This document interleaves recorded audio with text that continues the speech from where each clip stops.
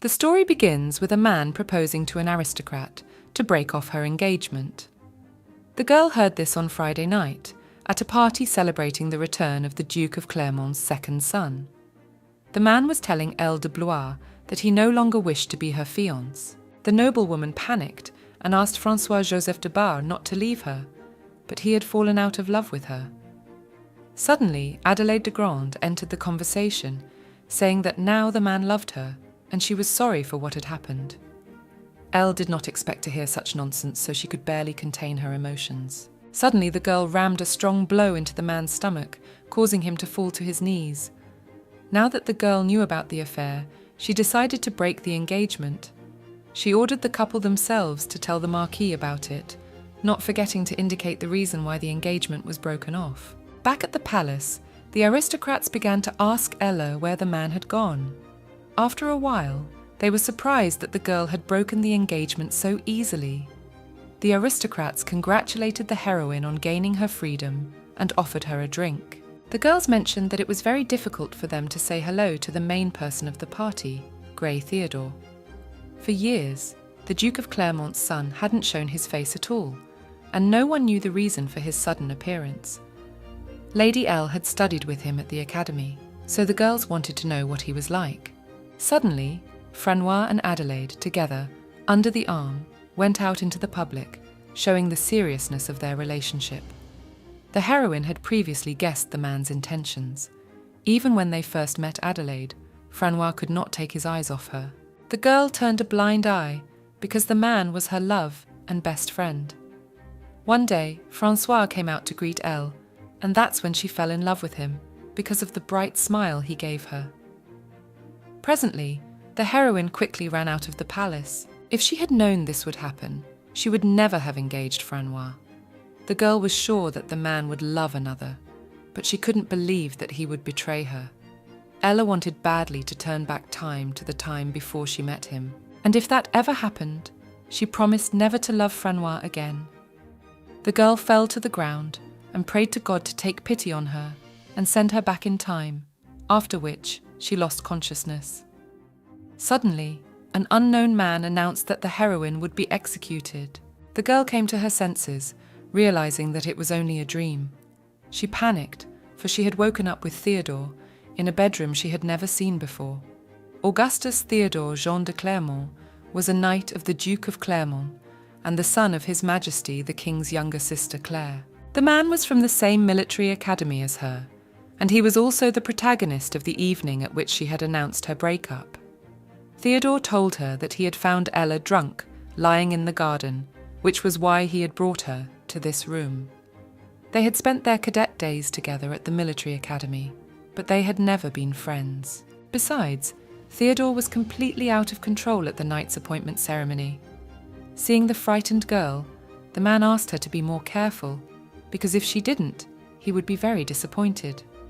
He did nothing, and held back for a very long time. Theodore drew close to heroine, saying that he wished to do this to his master. Ella jumped up and ran away, out of the nobleman's room. Running to her manor, the maid began to ask the girl why she was frightened and had been gone all night. The heroine needed to hide the fact that she had spent the whole night with Theodore, considering it was right after the engagement broke up. Later, the maid dressed the girl up, saying that she was the best submission knight in the Rhône Kingdom. The heroine was a knight of the Rhône Kingdom and deputy commander of the November Knights. She was the heiress of the Honourable House of Blois, which protects the royal family. Although Ella needed to think a bit about what happened in the morning, she couldn't waste time being sad. This very morning, the girl went to sword training and spent a long time on it. In the middle of training, Maurice de Louis, the son of heroine's mother's lieutenant, came to heroine. They grew up like a family in Elle's hometown. A couple minutes later, Dame Lucy Laberne came to visit them. Although she was a commoner, she was well known among the knights for her outstanding information-gathering abilities. However, she hadn't been promoted in years because of her recklessness. The girl said that no matter how much the leader favoured Dame Elle, it was already too much for Sir Maurice. The heroine didn't understand what it all meant. The man turned the topic to documents and quickly ran to the office. Going into her office, the heroine was amazed because her office, which was always a mess of documents, was completely clean. Suddenly, behind the girl was Theodore. Getting down on one knee, he said that he had recently been initiated into the Knights of November Order and appointed assistant to the deputy commander. After that, Elle went to the commander's office, wanting to know what happened to the lieutenant's post. The heroine had become the deputy commander of the Knights Division, so the man could not leave the position of her assistant vacant. The girl was furious at this kind of behaviour. The man understood her feelings, but still, Sir Theodore was a member of the royal family, and he could lose his head if something went wrong. He apologised, because it was too late to change his decision, as all the documents had been signed, and there was nothing he could do about it. Suddenly Elle saw behind the commander a display case with many bottles of Chateau Le Duvalier, the best wine in the empire. Suddenly the girl realised that the wine was produced in the Duke of Clermont's territory, and it was a common giveaway. Suddenly, Maurice announced that an official letter had arrived last night with an urgent matter. It was going to be postponed, but it turned out to be a letter stamped with the royal family's seal.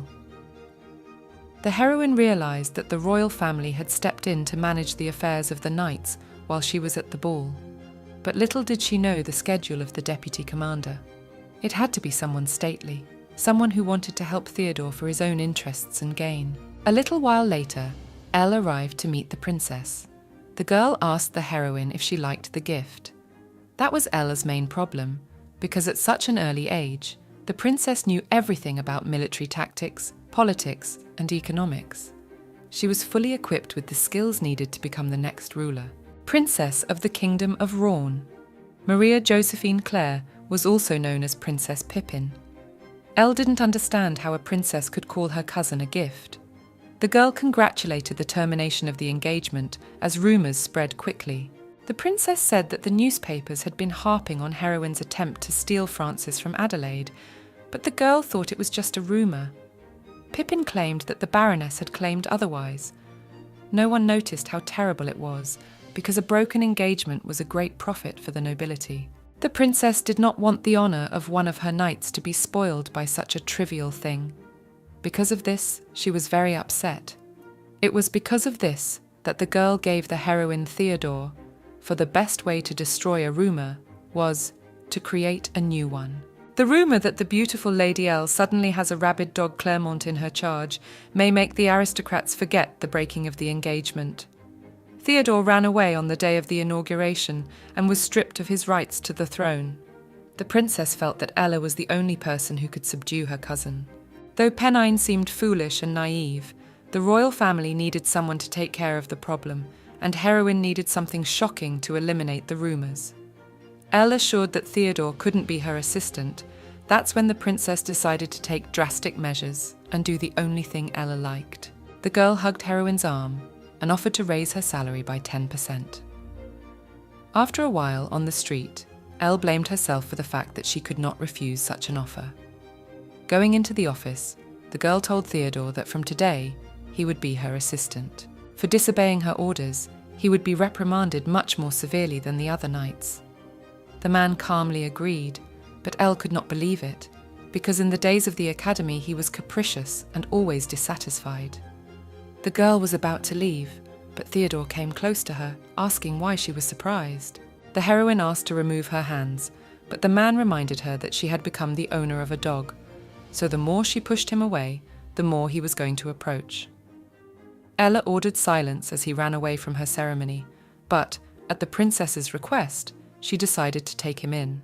The man asked if Elle was afraid of Clermont's rabid dog, but the woman assured him that there was no such thing.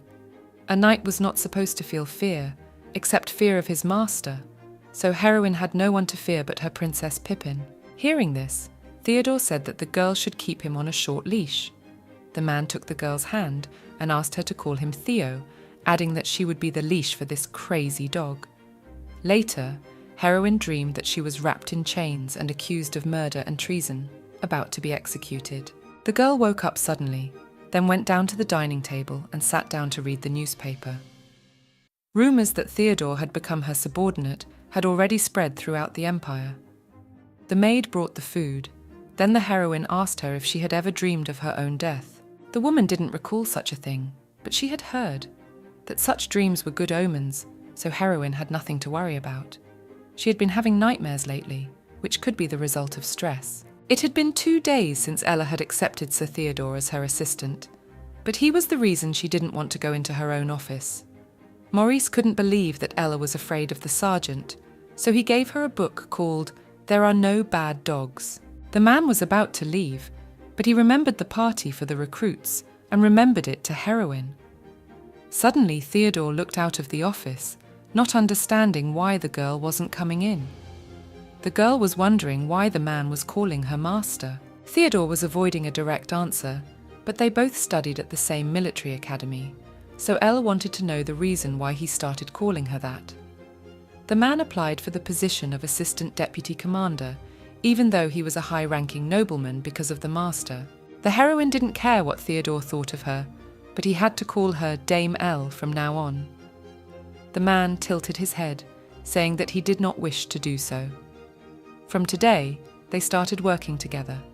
He was so excited that he couldn't sleep well at night. Theodore started to get closer and closer to the girl, but with a swift movement she threw him to the floor. The man thought that heroine liked to dominate, but she said that she knew him well. She'd heard that he wasn't interested in anything he didn't like. Heroine didn't understand what was wrong because Sarge's body was relaxed and he was enjoying this moment. At that moment, Lucy ran into Heroine's office, wanting to tell her that she was going to the main office. The girl was embarrassed, thinking that she had interrupted Elle with Theodore. The man didn't understand why the girl was still angry, as he just wanted to shake off her cloak.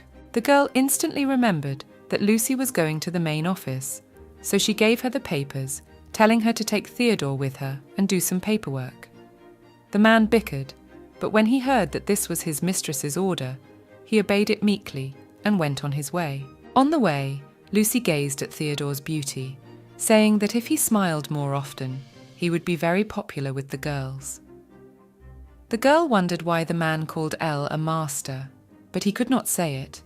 But there were a number of reasons for that.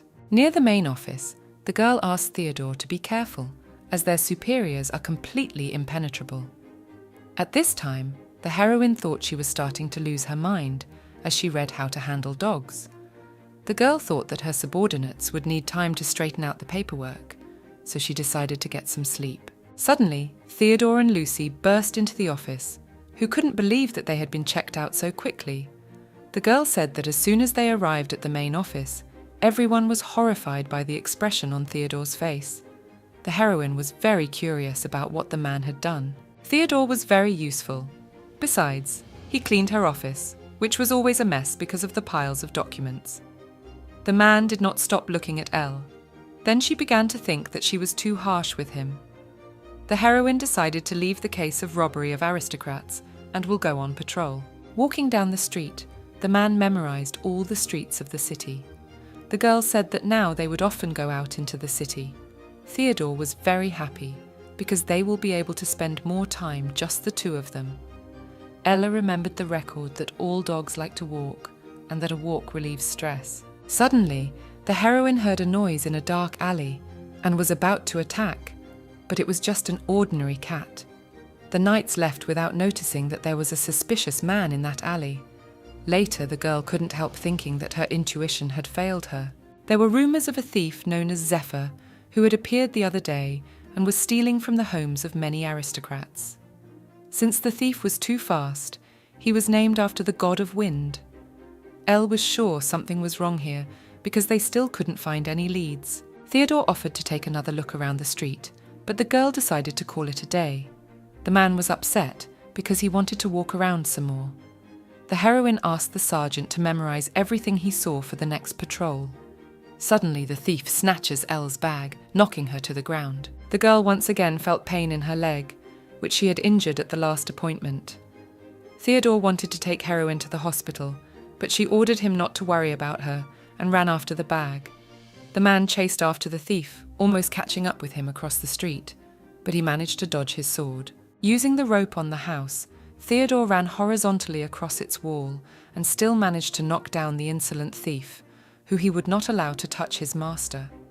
The man swung his sword, wanting to kill the thief, but Elle stopped him.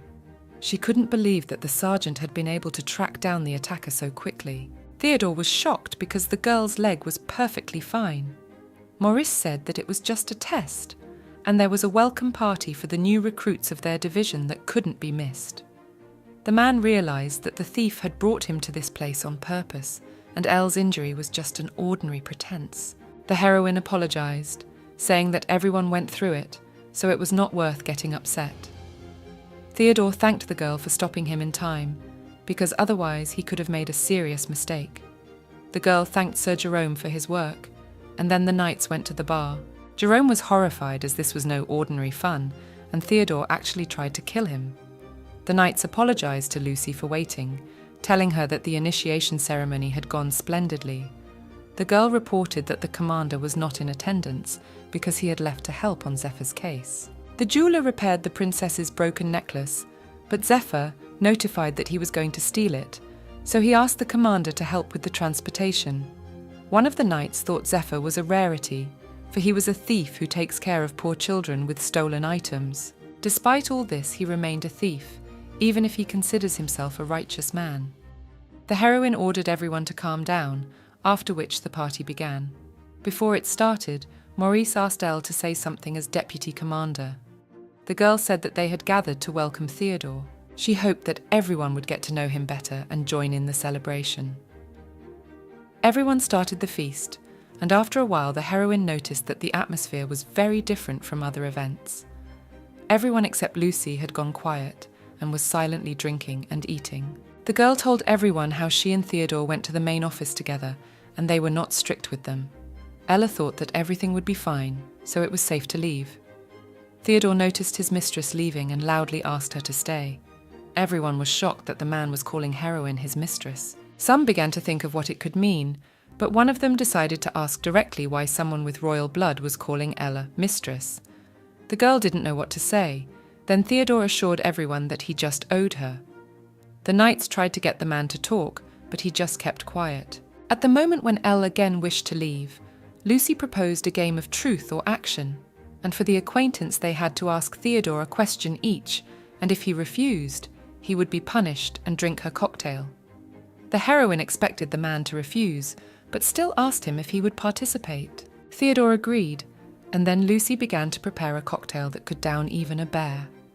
Ella realized that no one would dare to just ask Sir Theodore anything, but Lucy immediately decided to find out if he liked the heroine.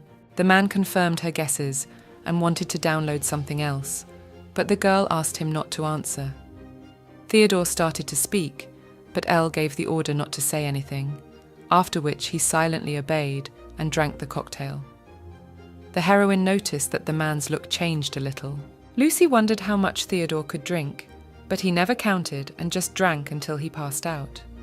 It was time for another question, and the heroine became worried, because if this continued, they would be in danger. For Theodore's safety, Elle decided to drink everything for him. Later, the girl felt really bad about a few of Lucy's cocktails. She believed that even if she had kept silent, they would have started talking about her behind her back anyway.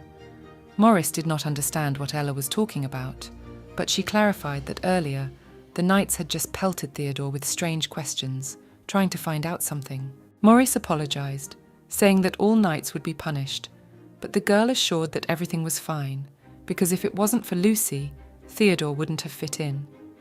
She decided to leave it as it was, so tomorrow she and Maurice could go to the training ground and become closer. The man asked to be left out of it, but Ella remembered that he was involved in the fuss with the questions, so the training ground would be his punishment for failing to control the knights. Entering the bar, the heroine saw a drunken Theodore, while everyone said they were trying to stop Lucy. A maid entered the princess's room and asked the girl to go to bed, but she was reluctant to do so. Pennine looked out the window, thinking that Madame L was having incredible fun right now. At this time, heroine was dragging Theodore on her back, since 10 minutes ago everyone was afraid to touch. In the middle of the road, the girl met Maurice, who agreed to help her. The man laughed, for he had never thought that one day there would come a day when he would be helping a rabid dog of Claremont. Elle said that the princess and duchess had asked her to look after Theodore. Since Theodore was in such a state, the heroine will have to visit the princess and the duchess. Maurice offered to take a man to the duchy, since the Duchess is friendly with the Blois family, so the girl could go and explain the situation. Elle decided to depart, and Maurice reminded her that the lives of the Knights of the Division were in her hands from now on. The heroine left, and Maurice, entering the bar, was shocked, because all the knights were in a terrible state. Drunken Lucy pounced on the man, asking how he could do this to her, because now she cannot live normally because of him. Maurice suspected nothing and began to take everyone to their rooms. Elle almost reached the Duke's residence, wondering how Theodore was sleeping in such a cramped carriage. This had never happened before, when the girl had been drinking with Francis, so she didn't even know what it looked like. The heroine pretended that everything was fine, but she still couldn't believe what had happened. This was the beginning of her unrequited love, which lasted for several years, so it was natural to break the engagement. Theodore got hot, and he began to undress, as suddenly the carriage ran over a stone, and the girl ran into him. Ella wanted to sit down in her seat, but the man forcefully put her on the seat and pressed himself against her. The girl asked to stop, while Theodore asked to do it at least once. Earlier heroine, the man seemed handsome when she saw him from afar, but having examined him up close, she could say that he was incredibly handsome. Everything that was happening seemed like a dream for Theodore, because now Elle was in his full power. The man wanted to kiss the girl, but she covered his mouth with her hand. Then Theodore began to lick her. The heroine thought that this should not happen, because a knight should be pure and remain so until the end. The carriage stopped, and the Duchess began to tell them to get out as soon as possible. The butler was about to open the carriage, but Ella quickly threw Theodore off of her and ran out to meet the Duchess. The Duchess was looking forward to seeing Elle. Besides, it was late, so she offered the girl to stay the night. The heroine said it wasn't necessary. She had urgent business to attend to, so she had to return as soon as possible. The butler looked into the carriage and was surprised to see Theodore there, all beaten up. The Duchess thought that her son had fallen or been hit by the carriage, but she was concerned that he was half naked, and because of that she wanted to know what had happened in the carriage. The woman took the guests to the mansion, ordering a servant to go to the knighthood and inform them that Elle would be staying at the Clermont mansion. The Duchess explained that she and her son were the only ones living in the mansion, so they would turn off the lights at night. When they reached a quiet place, Theodore's mother asked if her son was being bullied at work. She had noticed bruises on the man's neck when she helped him, the kind of bruises that can only come from a beating, as if someone had pushed him hard. The woman couldn't believe that a guy who doesn't usually drink was so drunk. The Duchess was worried all the time, for after the ceremony, Theodore had left and wandered around the world as a mere knight, so it was hard to know if he was alive or dead. Waiting for her husband only made her more anxious. Duke Clermont was a famous knight, but he had disappeared and it was still unknown whether he was alive or dead. The woman reported Theodore's story that he was only able to return because of Ella, so she hoped to thank her one day. The Duchess asked heroine to go to bed in any room, then left, with the only lamp in the mansion, which confused the girl. Elle opened the door of the first room, and in it was Theodore, with a pensive face. At this time, a strange feeling arose in the girl's stomach. The girl had a vision that the knights of the academy were asking her to stop Theodore, who had gone berserk. Covered in blood, the man asked the heroine to let him misunderstand her, because today he felt very good. During the night, Ella dreamed of Manhwa, after which Theodore began to molest her. The heroine woke up and saw the man on her bed. He came to wake up the girl, but he could not do it, because she was sound asleep. Elle asked Theodore to leave, however. He wanted an answer as to why she was calling him so desperately in her sleep. The heroine threw the man out of the room and went to change her clothes. Later, at the dinner table, the Duchess invited the girl to the table, but she refused. The woman convinced Ella to have breakfast, and she sat down, but she was embarrassed that Theodore had caused her a lot of trouble, and now looked as if nothing had happened. At this point, the girl thought that the man simply did not remember anything because of alcohol. The Duchess told about the delicious tea that was brought from the East. The Kingdom of Rouen had long wished to establish trade relations with the Eastern continent, but it was impossible because of pirates. Suddenly Ella received a letter, stamped with the seal of the royal family, in which the princess asked if Heroine had a good time at the Duchess's mansion. Later, the girl showed Maurice an invitation from the Crown Princess, as there would soon be a banquet that anyone could attend, regardless of status. Even people who didn't receive an invitation could attend the party if they could find a partner with him. The heroine announced that Maurice would have to accompany the princess instead of her. The man began to object, but the girl revealed that in a letter, the princess had spoken of her intentions to invite Adelaide to the party. Suddenly, the nearly dead knights pointed to the bodies of their fellow knights who couldn't survive the training. Ella thought they were cheerful and alert last night, so she thought those were ready for today's training.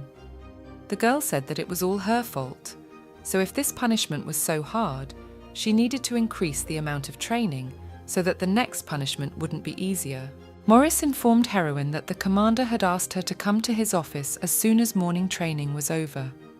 In the commander's office, the man wanted to know where his bottle of wine had disappeared to. The girl wanted to leave, but the commander told her that Zephyr had been seen last night. Last night, a man was delivering a necklace to the princess and saw him, but he was unable to catch up with him and he fled the chase.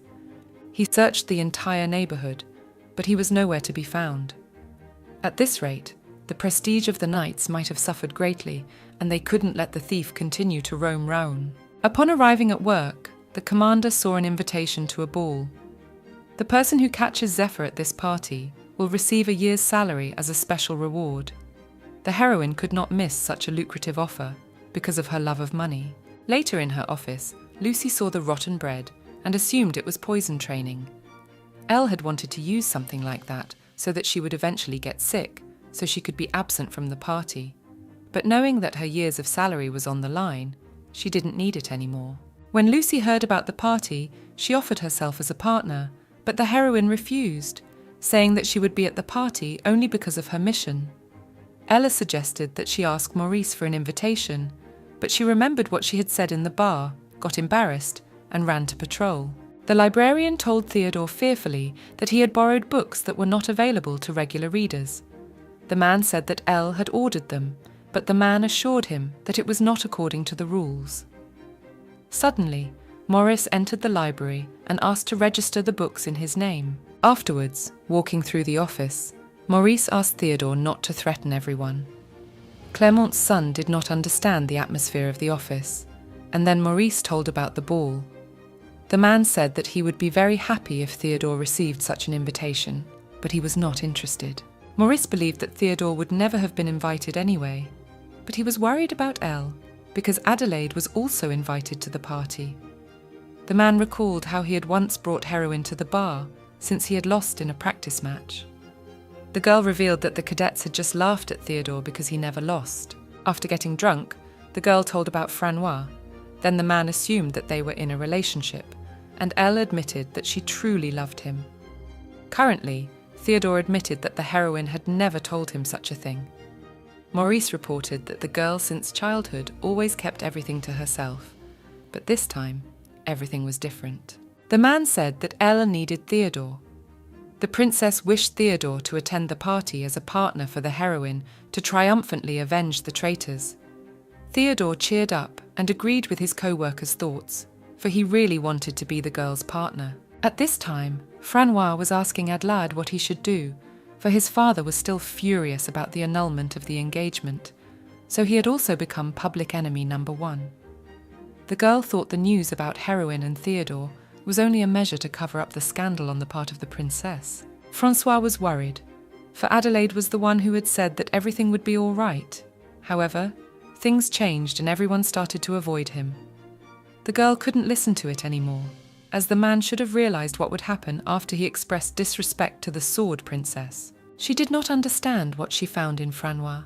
On the other hand, that was why she had gotten him so easily. The girl said that things had only changed because no one could realize how pure their love was. Adele still needed Francois to destroy Elle's identity. There were 3 mystical things in the world that the heroine could not understand. She could not understand Theodore, the mad dog of the Clermont house who called him mistress, could not understand Princess Pippin's behavior, and finally the endless downloading of reports. The girl is constantly doing her paperwork, but somehow it never ends. Entering the office, the heroine saw Theodore sleeping, who did his work admirably. Elle hoped that he would not wake up for the rest of the day. Theodore had changed a lot in 5 years, because in the days of the academy, he was always in the center of endless scandals and could not hide his emotions at all. The girl held her breath and moved closer to the man to fix his hair. If the carriage hadn't pulled up to Theodore's manor then, they could have kissed. Suddenly the man asked when his mistress was going to do it, for he was already tired of waiting. Elle said that she had not thought of such a thing, but Theodore thought that the girl wanted to take him as a partner to the princess's party. After thinking a little, the heroine began to look for an excuse not to take a man with her. Elle said that if he could finish all her paperwork before her, she would take him with her. After a while, the two finished all the work, after which the heroine asked why Theodore wouldn't go to the princess himself and take the invitation to the party. The man wanted to officially come to the party with Ella and show that there was such a wonderful guy next to his mistress. The girl was only doing her duty, so she didn't need a partner, because she was doing everything just to catch Zephyr.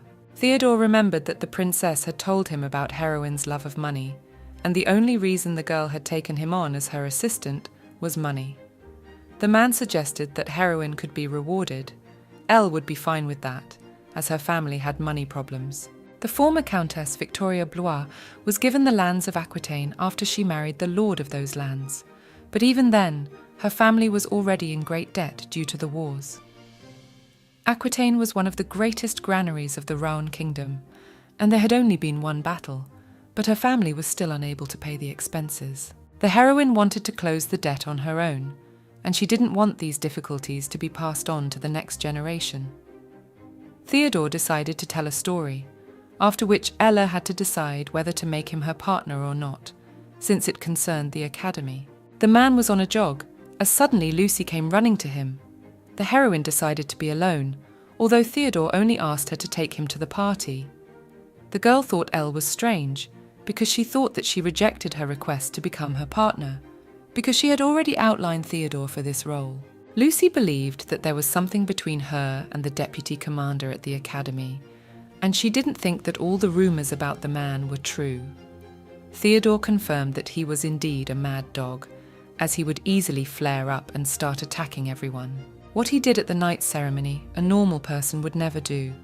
Theodore couldn't stand by anymore, because the knights dared to molest Ella and taunt her, so he killed them all. The man realised that it would be hard for Lucy to understand him, but he wished to destroy anyone who would look down on Ella. The knights ran after the man in the cloak, and none of them could capture him. Finally, Theodore cornered him, but he jumped the fence and ran. Elle quickly drew her sword and struck the stranger, ordering him to show his face. Lucy took off her hood, saying that heroine shouldn't be so strict. After all, it was just a workout. The girl agreed, deciding to take a break and switch roles to continue training. Elle was the only one to catch Zephyr in all the training, so Theodore thought he would definitely get the reward. The more the heroine saw of the man, the more useful he seemed to her, for the latter was a good thinker, and his time management and paperwork was the best. The girl praised Theodore, but the man thought he deserved something better than the usual praise. Theodore assured that Elle would lose nothing if she took him to the party, because he, handsome, and they would look good together.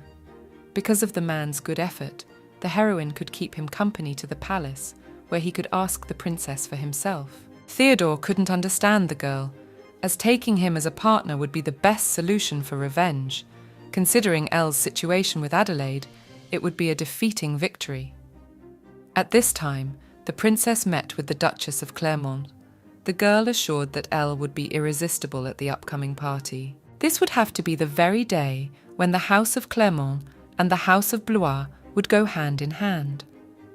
Recently, the princess had been informed of a strange situation, that although the House of Blois no longer had such strong alliances with other noble families, but if she supported them, it would strengthen the strength of the royal family. If everything went according to her plan, it would be a great advantage for both the royal family and the House of Blois. The Duchess thought that Ella was not interested in taking Theodore as a partner, but the princess assured that the woman was mistaken, for the heroine would not allow herself to be insulted. The Duchess said that the princess should have been wiser not to jump to such hasty conclusions. She always knew what to do when it came to politics, but things were not so easy when it came to male-female relationships. In the carriage, Theodore didn't realize where they were going, as they were going to the palace. The girl got out of the carriage, where the children were already waiting for her, who later started chatting cheerfully with her. Elle knew all these children because the princess had helped them, through her.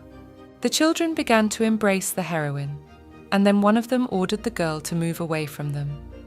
The heroine assured that she only wanted to buy some flowers, but the boy did not believe a word of the noblewoman, thinking that she wanted to steal and sell the children. Elle understood why Jacques did not trust her, however. She could not help it, and decided to visit the children later. After that, Theodore talked about his speculation about Jacques, that he was from the Eastern continent. Recently, there has been an increase in the activity of sellers by people from the Eastern continent. Jacques was a victim himself, having been sold to a nobleman who abused him. Theodore pinned a flower to the heroine's hair, saying that the girl was much more beautiful than that flower. Elle explained that she had bought all the flowers from the children for her nanny, the princess, and the servants in the palace. A short while later, the princess in the palace was hysterical as her favourite heroine had gone all the way to the palace, but without looking in on her, just left, leaving some flowers behind. Suddenly, Pennine asked Theodore what he was doing in her office. The man was very curious as to why his sister had not sent him an invitation. Theodore realised that the princess wanted him to come to the party with Elle de Blois as a partner and make that conniving couple pay for what they had done. When the man decided to offer himself as a partner, the heroine began to assure that she did not wish to use Theodore in her personal affairs because she was not out for revenge. For her, this party was just a regular job, so she could accomplish her goal. Currently, Theodore revealed that Elle was not actually thinking of making him a partner for the party. The princess's plan collapsed before her eyes, so she was disappointed in her brother. Pennine realised that, being so conservative, Ella would never choose someone to whom she was not engaged to be her partner. The princess agreed to give Theodore an invitation if he could give her a small but very amusing performance at the party. A carriage pulled up to the palace, after which the girl ran out of it, heading for the princess's study. Pennine said that Charlotte was very late, for Dame Elle had long since left. The girl had heard that the heroine was heading to the palace, so she rushed here right after finishing her treatment. The girl was the eldest daughter of the Duchess of the House of Lorraine, Maria Charlotte. Contrary to her shy and weak character, she created a fan club of admirers of Dame Elle.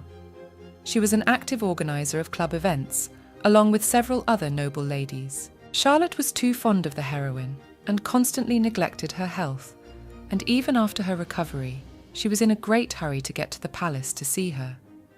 The princess revealed that they mostly talked to Elle about their troubled cousin Theodora. The girl thought that she was to blame for it, because of being taken hostage, and if that hadn't happened, he wouldn't have been Ella's assistant. Charlotte spoke of the time Theodore took her hostage, ordering the princess to give him Elle de Blois so that she could become his mistress. Because of this threat, Pennine had no choice but to make the man the heroine's assistant. The girl decided to cheer up her sister by asking her to take the sweets to Lady Elle. Lucy was still embarrassed to return to the office, though she thought that Maurice didn't care about her, because all day he was busy reading reports about Zephyr. Suddenly the girl was pulled back by her long-time acquaintances. At the bakery, they talked about the guy Lucy liked, but rejected her. The blonde was jealous of her friend because she was very close to Elle. Suddenly in the conversation, Lucy heard that her friend had seen the carriage of Lorraine's house in the Eastern District. The knight was sure that Charlotte was under house arrest at the estate. Charlotte's carriage arrived at the November order.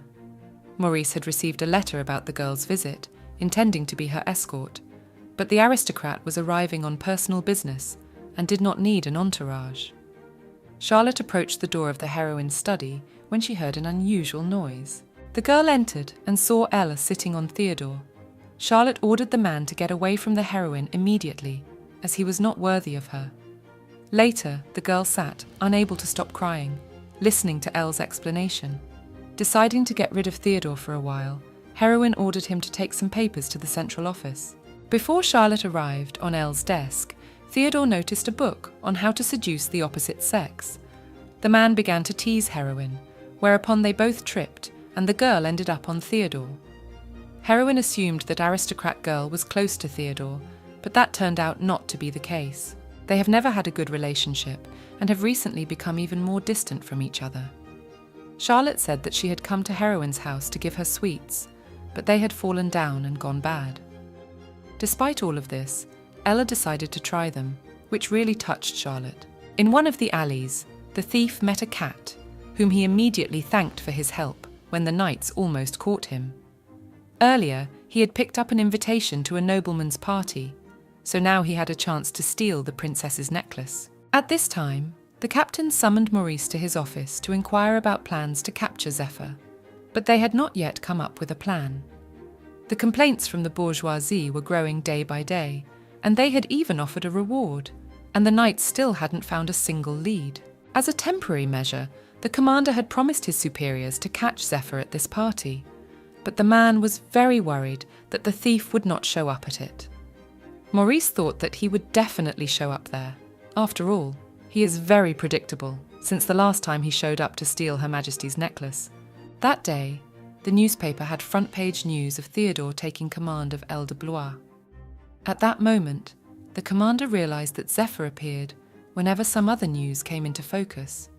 In the Western District, people didn't dwell on one issue, no matter how serious it was. Usually not even a week passed before Zephyr reappeared, for he wanted to draw attention to himself.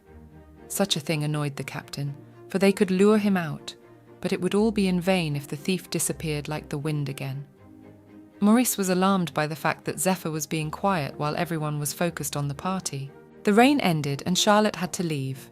The girl's health had improved, so from that day on she decided to stay living in the capital. Charlotte received an invitation to a party and wanted to know if Elle would attend it. Heroine said she had to protect the princess. Then the aristocrat was worried about her broken engagement and promised to protect Elle.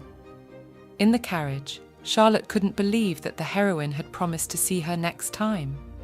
Suddenly, the girl noticed that Theodore was next to her. Charlotte stirred. However, the man showed her to keep quiet. She had a feeling that Theodore was going to eat her alive. The man questioned if his sister really liked Dame Elle that much. The heroine was the girl's prized knight, and ever since she saved her, the aristocrat really liked her. Theodore said that if Charlotte really cared for Dame Elle, then she should know her place. After all, he was risking his life to protect her. The fact that the girl was saying that Ella liked her, even though she didn't even want to do what he did, upset him greatly. Theodore returned to the capital ready to die, all in the name of protecting the heroine. So he advised Charlotte to show the same level of loyalty if she intended to continue to love his mistress. As Theodore stepped out of the carriage, he saw André, who wanted to pounce on him and avenge the girl's kidnapping. The man had heard that André was taken in by Lorraine's family after he was found on the verge of death. Theodore forgave the knight for his insolence and went to Heroine, as he could not keep his master waiting. Charlotte fell to the ground, not realizing that meant Theodore had returned ready to die. Clermont's son entered the order, while one of the knights was giving a report that nothing had been stolen on the rounds of the order's borders. The heroine was very angry, not understanding how Zephyr dared to mock the November order. There was a call on the wall to catch him if they could do so. There was a man sitting in a fabric store and didn't understand how the knights couldn't catch Zephyr since they had so many people. Suddenly, Elle and her entourage came into the store. Lucy asked the shopkeeper to remember the customer, for it was the only store in the order that sold dye. The salesman assured that he had too many customers and there was no way he could remember what the buyer needed. The heroine assumed that the thief could have made a purchase for a rather large sum, so she asked the man to look at the ledger. The seller did not want to give anything. Then Theodore attacked him, threatening to kill him. Later, Lucy regretted it, as they failed to get a single lead. The seller was not going to cooperate with them from the beginning, and that made Lucy very wary. Theodore said that the shopkeeper didn't want Zephyr to be caught, because even if he lived in the Order's territory, his status as a commoner was still the same. Lady Leburn didn't understand why it was bad to be a commoner after all, She was one, but despite that, she worked her best as a knight. The heroine decided to stay the night at the Order, and Theodore had to retreat to the Clermont estate to prepare for the party. The girl realized that she would eventually have to face Francois. They may be a knight, but half of her life was devoted to Francois and his fiancée. All this time she had been wearing horrible dresses just to make the man happy, but it had all been in vain. Theodore reminded her that Elle would not take personal advantage of him. The man was quite insistent, but the girl made it clear that he would not be her partner. She didn't have a single thought of gaining respect. Theodore knew that after all, his mistress was an honourable person, so she would never resort to such foolishness. But even so, he still wished that Ella would use him as she pleased. For that reason, he was on the heroine's side. The girl decided that for the sake of those who cared for her, she would promise that she would be okay. Later, the captain was furious with Zephyr's actions, as the party would be held today, and they had no leads. The man ordered the report to continue without Maurice, since he's no help anyway. They needed to discuss how they should ensure Zephyr's capture at tonight's party. The heroine started to say that since Zephyr had just snuck into the Order without their knowledge, they only had one way out of the November Order. Since it was always guarded by sentries, a thief wouldn't be able to get through undetected unless he was a knight.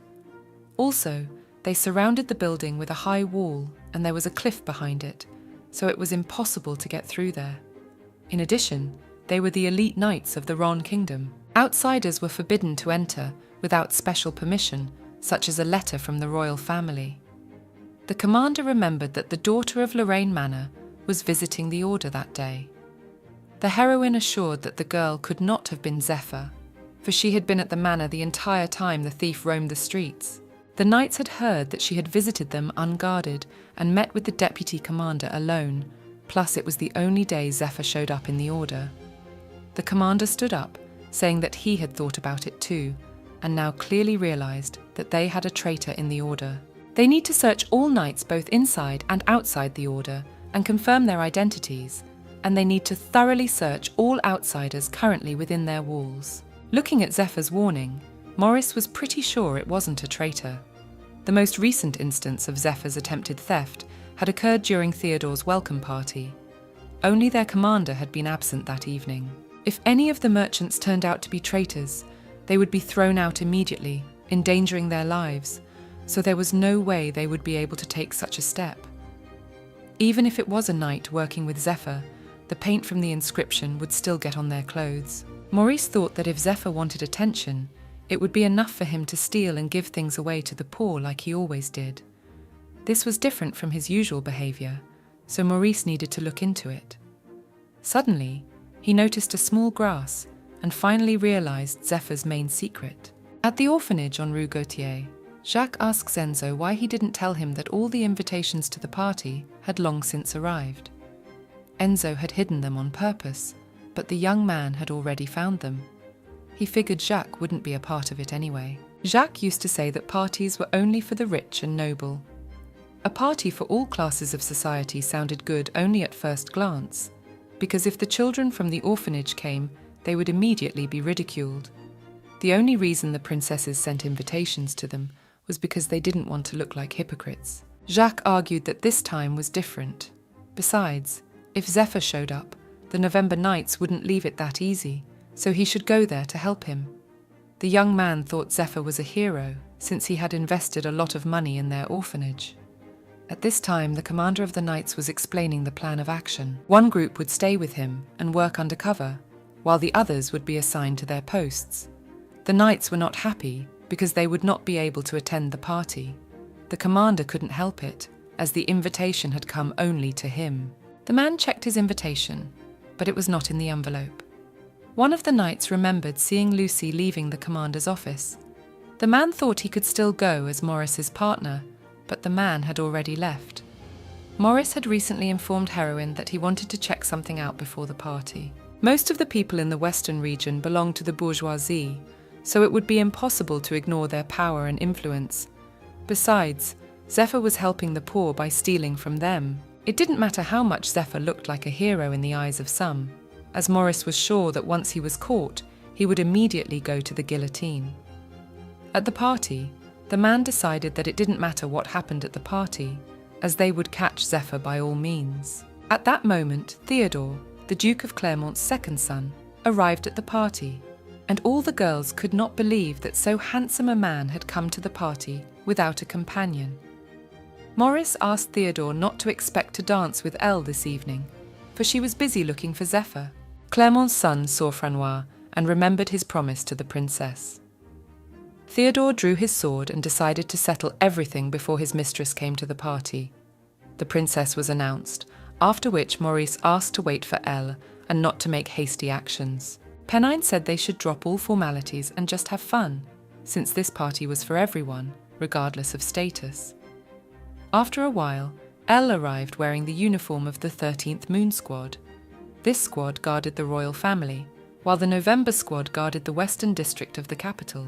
At the knighting ceremony, Theodore had killed all the cadets who wanted to join the 13th Moon Squad, and as a result, Elle had been forced to join the squad in their place. The man was surprised, for she was now part of the 11th Squad.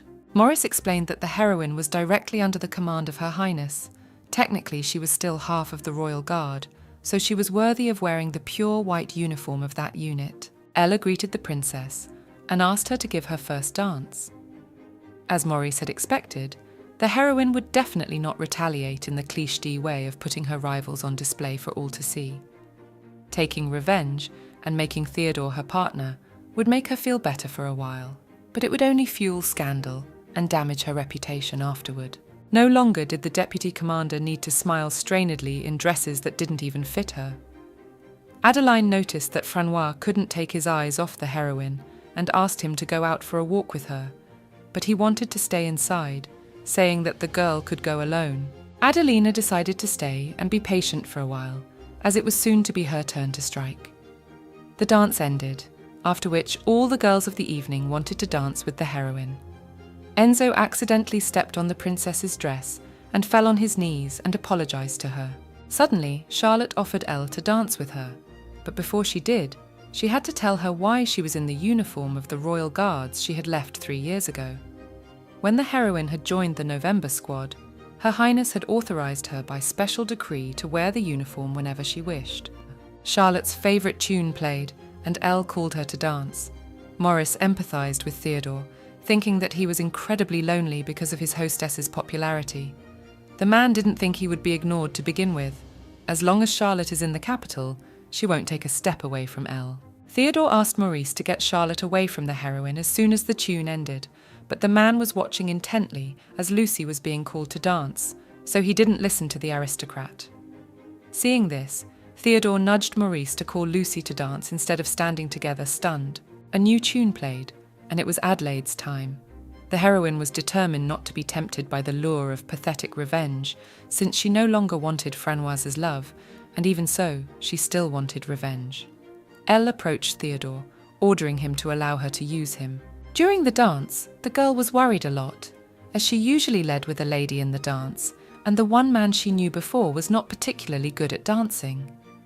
Theodore asked her not to worry about anything, and to focus all her attention only on him. Elle thought she was terrible for using Theodore for her revenge, but her focus was still on Francois. Although she tried to pretend that everything was normal, some part of her still couldn't forget Francois. Theodore realized how hard it was for the girl and pulled her against him. The heroine thought that she was used to hiding her emotions, but she didn't suppose that she would make such a mistake, and after all, she shouldn't have shown her weakness right now. The girl asked to let her go, but Theodore said that now she could cry all she wanted, since no one would see her behind his cloak.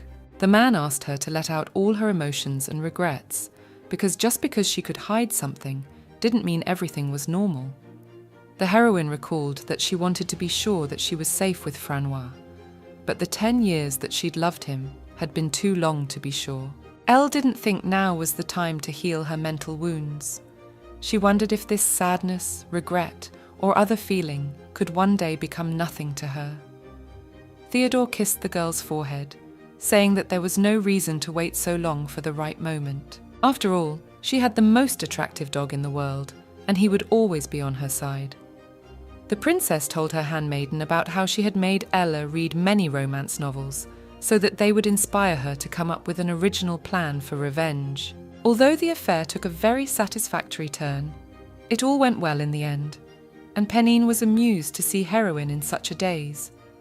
François did not understand what was going on here, for he was the only one to whom the girl showed this side of herself. Eloise Tresse de Blois was a noble knight whom everyone admired.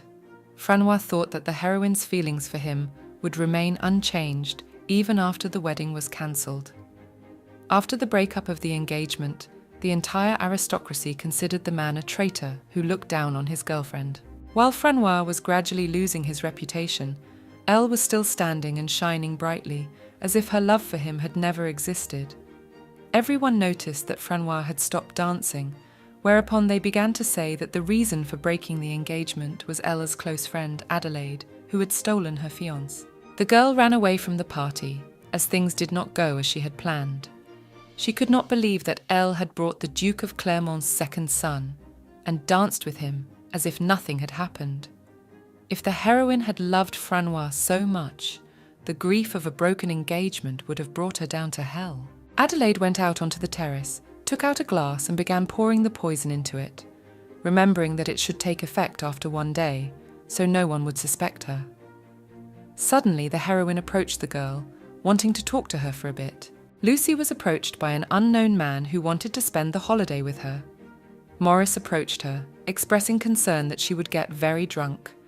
Lucy did not understand why he thought so, because the man had not spoken to her since the incident in the bar. Maurice said he was worried about her, because when she got drunk she would confess her love to every stranger, and that would be a disgrace to their troupe. Lucy didn't know what the man was talking about, and then Maurice told her how she had confessed her love to him about 100 times. The girl assured that she would never do something so vulgar in a drunken state, for she had no habits with alcohol. Maurice recalled an occasion when she had drunk the nights with all her might, and even the commander was tired of her antics, so he stayed away from Lucy as much as possible when she was drinking. The man did not understand why the girl was having fun at the party in her dress, as she was supposed to be standing at her post.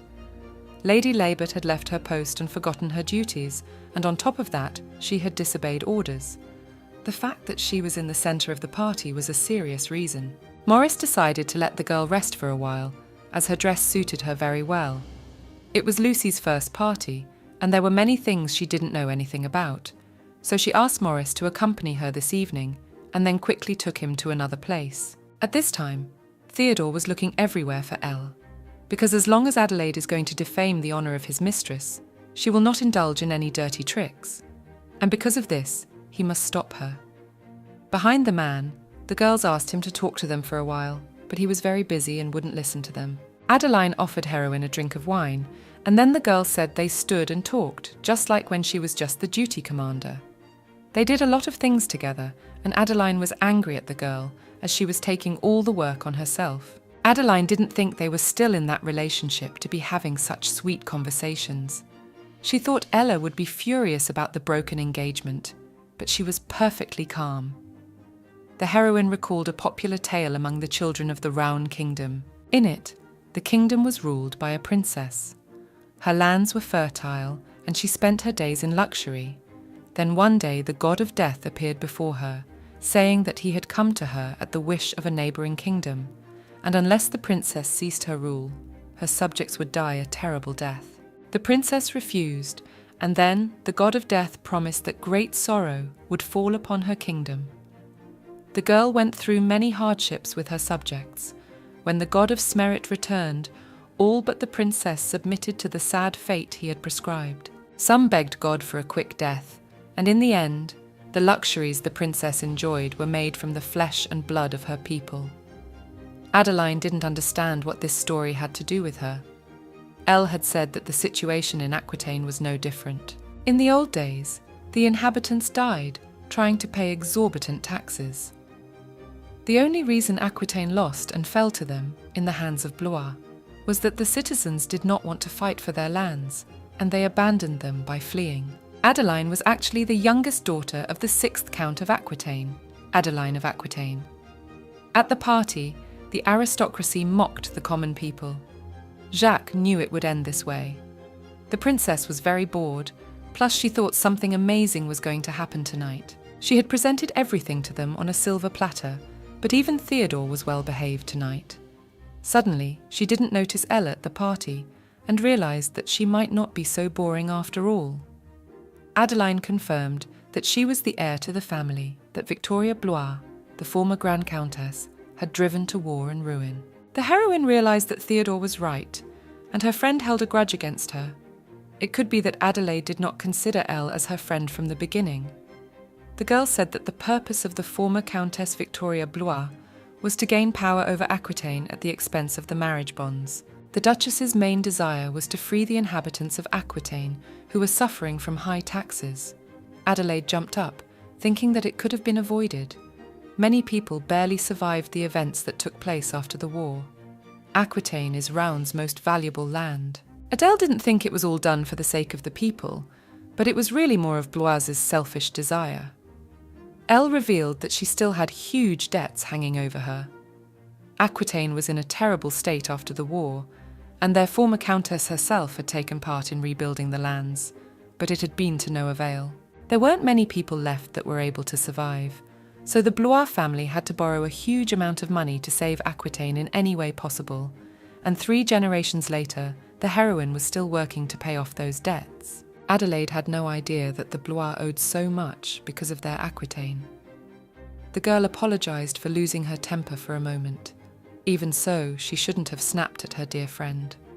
Adele realized how stupid and unforgivable to Elle she had been. If the engagement was broken because she and Francois really loved each other, there was nothing she could do about it, so she decided not to worry about it anymore. Even if Adele had been acting hypocritical up to this point, still, the heroine wanted to clear the air between them. The girl was the first person Elle had befriended in the capital, and she was dear to her. Adelina thought this was the perfect moment to make things a lot easier than she thought they would be. The girl offered to drink to that, and afterward, they would be best friends again. Adelina didn't understand why Ella didn't drink, but it had been 10 years since she had met Adelaide, so she knew her better than she realized. Every time she fixed her hair, she was anxious about something. The heroine smiled, saying that she never doubted their friendship. Theodore saw that his hostess was about to take a drink of wine, but he had no time to stop her. Suddenly, Adelaide knocked the glass out of the girl's hands, saying that they had never been friends to each other. Theodore was pleased to hear this, for Adelaide, according to the laws, had the same right to inherit Aquitaine as the Blois family. Because of this, the girl hoped that if the heroine didn't find out anything, the land would belong entirely to her. But she dared to raise her hand against Ella, so Theodore decided to execute her on the spot. Ella stopped the man. Besides, she didn't remember giving the order to kill Adelaide. Theodore did not want to upset his mistress, but the girl planned to poison her. If Ella became a countess and gave birth to a child, Adeline would never be able to return Aquitaine. Theodore thought that it was not too late, and it was only necessary to give orders, but the heroine ordered him to be silent. The girl ordered from now on not to dare even try to kill someone without her orders, because she did not need a knight for whom another's life was worthless. Theodore's face changed dramatically, and he fell into languor. Elle began to calm him down, saying that she didn't mean that she didn't need him. The heroine thought that Adele could definitely kill her if she wanted to, but she didn't, so they had to keep it a secret. Ella left for the party, and Theodore decided to clean up a bit. He couldn't believe that a girl would pass up a chance like this. The man also planned to use this chance to cause utter chaos. Theodore still wondered what it would be like to walk up to Adelaide and wave the head of the traitor, Francois, in front of her. It would be wonderful to throw Adelaide's head at his mistress's feet afterward. Theodore should have left the idea now, for his precious mistress would not have wanted it. The children from the orphanage couldn't believe their eyes and wanted to eat all the sweets of the evening. Enzo was very thirsty, almost trying the wine. Ella stopped him. It was a surprise to her that Jacques had come to the party, for he despised such events. The young man excused himself by saying that he had only come for one thing, and he had already asked the girl not to talk to him. Jacques was still cold, but the heroine hoped that he would let go of the past and become more open. Theodore returned to give the sword to his mistress, but suddenly the children jumped on him and began to hug him, for they liked him very much. The butler reported to the heroine that the time had come and they were waiting for instructions. Now that the party was in full swing, the girl gave orders to proceed according to plan. One aristocrat was missing a bracelet, and the heroine realized that they had the perfect chance to search everyone present. She announced that from now on, all the doors of the hall were to be closed, and the soldiers were to check for victims. Outside, Francois asked Adele to talk to him, but she wouldn't listen to him. The girl said that the man had obviously felt something when he saw Ella again. He had fallen in love with Adeline so easily, and now he regretted leaving heroine. If Francois really loved Adele, he would have gone after her as soon as she ran out. For a man, the girl's behavior was very strange, because she was not like this before. Besides, Adele, who loves him, would never get angry. Adele admitted that she never loved Francois, and he liked her only because she wore beautiful dresses. The girl just wanted to use him, but her plans were completely ruined when Elle said she wanted nothing to do with Francois. Lucy was amazed at what was happening, as she and Maurice watched it all from afar. Maurice realized that a scandal was brewing, and that breaking off the engagement was Adelaide's plan. Lucy was going to tell Lady Charlotte now, and as soon as Ella heard about it, the news would spread. Suddenly, a banana peel fell on the girl's head, and she became very embarrassed. André came down from the tree and recognized Lucy, for they had played together as children. The girl remembered him. Besides, she had heard that Mole's company went bankrupt, and soon the man's parents passed away. At this time, Lucy lived in the Night Academy, so she could not help him. André asked not to worry, for Lady Charlotte had given him a new life, and he had left the old one behind. Maurice realized that the man had managed to remain unnoticed because he was Charlotte's personal knight, and he had dropped the banana peel on purpose to draw attention away from his lady. The knight on duty came running in, saying that they had a problem because Zephyr had shown up. Everyone in the banquet hall asked Elle to help find the thief. Lucy was out of breath when she arrived and didn't see Zephyr, but the knight argued that they just needed to start looking for him. André apologized for his absence, for even though he was supposed to be in the shadows, he should have been by Charlotte's side. The knights had gathered a list of those who had left the ballroom since the party had started, and now they were checking the garden. With the princess's permission, the knights began searching the evening's guests. One of the soldiers wanted to search the marquis, but he ordered not to touch him. Then all the aristocracy spoke against the search. Elle said that they should postpone the search. Then she took a glass of wine and spilled it on the head of that marquis, pinning him to the table. The man shouted that the heroine would not get away with it, but this was a party where no one would stand up for a marquis like him, due to the fact that the man's status did not matter at the party. Elle assured him that if a man were to have problems more serious than this, he should remember that once he refused the protection of the knights once, he would not be able to receive it in the future. The princess was very pleased with Elle's approach, but she could no longer stand idly by. Pennine said the matter was taking a serious turn, as her necklace had been stolen as well. A saddened Francois was sitting in the garden when Theodore suddenly discovered him. It seemed to him that the order to return to the ballroom concerned everyone, but the man was preoccupied with his grief. Francois said he should stay out of it, since it had to do with him and Elle. Theodore taunted the man, saying that his lover had left him and his past love had been stolen by his replacement. Francois refused to believe it, as Elle would never get involved with a madman like Clermont's son, and he was sure that the girl still loved him. Suddenly, Theodore thrust his sword near the man's ear, ordering him to shut his mouth and not talk nonsense. He could kill him here and now, but that wouldn't please his mistress. Francois assured that Theodore could do whatever he wanted to him, but Elle would not forgive him for that, since she loved him. The sergeant hit the man with all his might, after which he fell down, and Theodore put his foot on his face. Even if the heroine began to despise Theodore, he would only be glad. The man warned that if Francois appeared in front of Elle again, he would kill him, because rats should live quietly, keeping their heads down.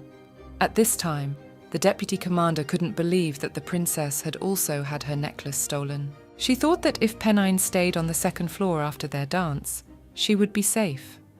One of the people present accused Enzo of stealing, since he was next to the princess when he wiped her dress, Besides, he looked like an orphan and could have done it for money. Elle wanted to stop the men, but then she remembered telling Theodore that Enzo used to be a pickpocket, and once he had tried to steal from her. The princess hated most of all those who spoil her things, and the young man dared to touch her property right at her party. Pennine said that Enzo had insulted the honor of the royal family and the princess, so he should be executed immediately. The man had captured the young man just for the reward, but he thought execution was too cruel a punishment. Elle didn't understand what kind of nonsense was going on, no matter how angry Her Highness was, but execution without trial was unjust, and besides, it was not like the princess at all. The girl didn't understand what the heroine was waiting for. After all, she had given the order. Elle began to think that Pennine wouldn't do such a thing for no particular reason. In such a situation, a true Zephyr, if he is indeed in the hall, he would not allow an innocent person to be executed. As the sword of Her Highness heroine humbly decided to do her bidding and immediately proceed with the execution. The sword was already over the young man's head as the true Zephyr asked for it to stop. Everyone talked about equality and honesty, but in the end they didn't even think twice before executing Enzo, because he is a poor, helpless orphan. The heroine could not believe that the real Zephyr turned out to be Jacques. Enzo began to assure that the young man had nothing to do with it, and that he was the real Zephyr. The aristocrats couldn't figure out who to believe, since either way, Zephyr is either of the two of them. Maurice ordered Lucy to grab Jacques, but the latter put a shard of glass to his neck, saying that he still knew where his unsold stolen treasure lay, and if anyone touched him, it would never be found. Ella ordered Theodore to capture Zephyr, but Enzo stopped him. Plus all the children of the orphanage started to get in the way of catching Jacques. The young man didn't know how to escape when suddenly the commoners opened a window for him, even though they knew they would be in trouble after that. Jacques pulled out a crossbow, saying that they couldn't catch him as they cared about the princess's safety. Then he shot the chain that held the chandelier above Pennine's head. The princess was greatly frightened and began to ask Elle to protect her. The girl asked Theodore to catch Zephyr.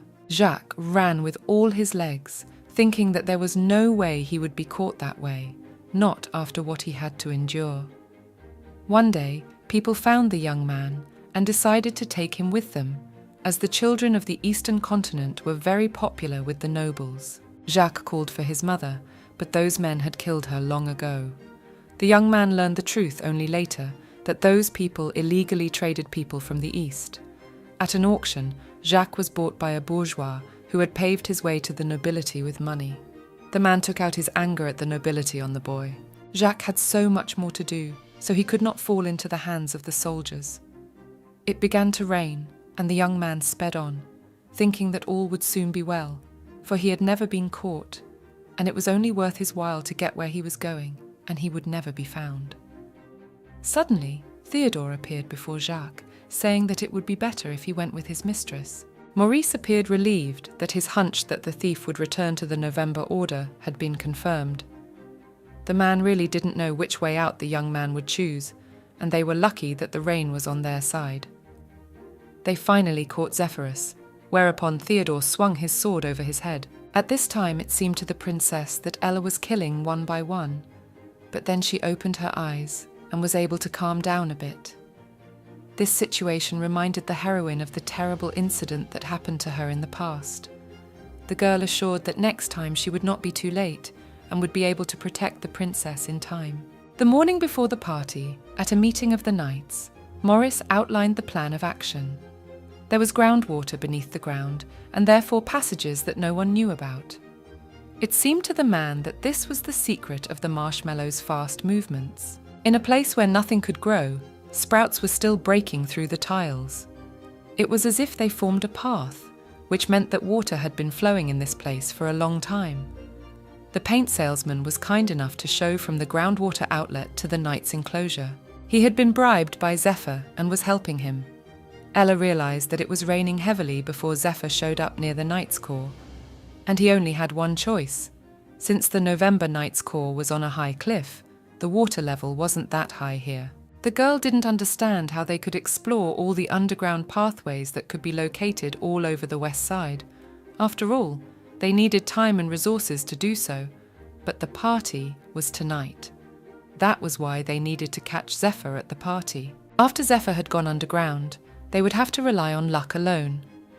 Presently, Maurice admitted that they weren't sure where Jacques would run to until the very last moment.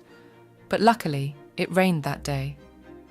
Theodore struck the young man with his sword, and he lost consciousness. He later woke up in the prison cell of the Knights of November. Jacques was knocked out by the hilt of Theodore's sword.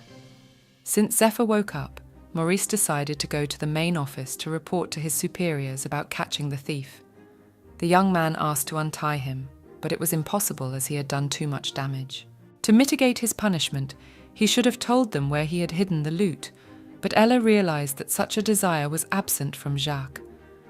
The knight wished to call Lady Laverne for questioning, but the heroine ordered her not to do so, for the young man was a step away from the guillotine anyway, and Laverne must not get her hands dirty with him. Jacques argued that they could do whatever they wanted with him, because he had long ago gotten rid of everything, and even if he had kept something, he would never tell them. The heroine reminded that if the young man kept silent, the children of the orphanage might get hurt. Jacques asked not to touch them, accusing Elle of lying. He felt sorry for the guys who thought heroine was a noble knight, since she was a hypocrite. The girl was well aware of this, for people thought she was noble because they only saw her good side. However, some said that she was still a bit different. For the sake of her mistress and all that she had sworn to protect, Elle was always willing to get her hands dirty. The heroine considered further conversation a waste of time, so she ordered Jacques to be brought out and the sentence carried out. The young man was blindfolded and led to the guillotine. Jacques was not afraid of death, for he had decided so when he committed his first theft, except that if he disappeared like that, it would all be in vain. The knight led the boy to the place, after which he was greatly surprised. At this time, Theodore still couldn't believe that Zephyr turned out to be a child. The heroine didn't care about his age, as his degree of crime was very serious. A lot of knights went crazy during the time they were trying to catch Jacques. Theodore finally realized why the girl was bluffing when she talked about her nobility earlier. He didn't care what would become of Jacques, but Elle wasn't like that, because no matter what happened, she needed to personally capture Zephyr at all costs, because the only way to protect him from the nobles was to lock the Knights of November in the fortress. The girl assured that her duty was to catch the thief, and since Chucky wanted to help disadvantaged people, she did so. Theodore said that even if the boy became a knight, various obstacles awaited him on his way. That was why Elle wanted to inform him about everything in advance. Then the man realized how noble she was. While Theodore was tying the girl's shoelaces, he got dirty. The man was ready to do anything for his mistress, because he really liked her smile. Jacques' blindfold was removed, and he found himself near the core of the Knights of November. He thought he was being led to his execution, but was informed that from now on he would become a cadet of the Knights of November, in honor of his punishment. Jacques would remain under supervision and would not be paid until he returned all the money he had stolen. The knights didn't understand what Elle was thinking when she did this. She was short of money, so she had to go into debt to pay Jacques' bail. The young man couldn't believe the limit of human stupidity, that they had caught a thief and now they were going to let him go. And besides, he might not want to become a knight. Jacques thought that all aristocrats were hypocrites, so he couldn't understand why they would make such sacrifices for him. Theodore, together with Elle, almost came to the main office, but the girl was uncomfortable with the words that the man in the dungeon said. The heroine thanked the man for seeing her off, saying he could go back to his manor. Theodore was wearing only one shirt. Besides, he was very wet, so Ella felt sorry for him. The girl couldn't allow such a thing to happen since his sister and mother didn't approve of such a thing. The heroine said that she had lost the desire to report to her superiors, and the man's clothes were not yet dry, so they could go to her house and have a cup of hot tea. Later, at the house, the heroine could not understand why the man was behaving very nonchalantly and was in no hurry to get out of the bathroom. The girl was beginning to regret bringing him, for at this rate she might have woken the nanny. Suddenly, the nanny appeared behind Elle, asking what the heroine was doing and when she had returned. The girl claimed that no one was in the bathroom, plus the woman could have slept late since she had decided to get ready for work on her own. The nanny left, And the heroine began to think that this would be even better, because the woman was very worried about her after the breakup of the engagement, so she did not want there to be a misunderstanding between them now. Theodore came out of the bath wearing only a bathrobe, which caused Elle a lot of embarrassment. At the operational meeting of the Rawn Kingdom Knights, the commander was very tense, for he had promised his superiors that they would catch Zephyr at this party. The unknown nobleman said that they had noticed strange movements recently, so the princess's anxiety was increasing day by day. They had discovered illegal human trafficking from the east. The man felt that if this situation reached a diplomatic level, it could do great damage to the trade relations with the east that they had worked so hard on with Her Majesty. The aristocrat had gathered everyone to discuss measures of action before things got worse. Someone had to take the initiative and deal with everything. Suddenly, one of the people present suggested that the Knights of November should be entrusted with the task, as there were so many talented people there. He said they had Theodore, who had killed all the prospective royal knights at the inauguration 5 years ago. The commander did not want to take it on, so he said it would not be enough to make the West completely safe. Mr. Blanche expressed that this matter would be taken up by him personally, as he is the commander of the Knights of October. Elle, along with Theodore, went into the girl's room where she was very nervous. She wished to send the man to bed as quickly as possible so that she could get him out of bed as early as possible in the morning. The heroine wanted to throw Theodore a blanket on the floor, but he laughed at the cuteness of his mistress as she avoided his gaze. The man assured that he could only sleep in the bed, as he had never been on the floor before. Ella offered Theodore to sleep on the bed, while she would sleep on the floor, but this option did not suit the man, as he wanted to sleep next to his mistress, promising not to molest her. At night the girl couldn't sleep, for the day had come when she would get into bed with a man. As soon as Ella touched Theodore, a shiver ran through her body. She did not like the fact that the man slept quietly in the same bed with the girl, not seeing the limits of his actions. Elle did not know whether Theodore was sincere in saying that he loved her, but for her, there were only pluses in this situation. From the moment the engagement broke up until now, thanks to Theodore, the heroine was able to forget about her sadness. If he had not been there at the party, she would have felt very bad. Then, because of her feelings for Manhwa, she could just run away like she had done before. Since the man was asleep, Elle decided to thank him, for she owed him a lot. Thanks to Theodore, she was able to get the reward for catching Zephyr. The girl thought that the man would not wake up anymore, so she could carefully go to sleep downstairs. However, Theodore woke up saying that it was better for him to leave.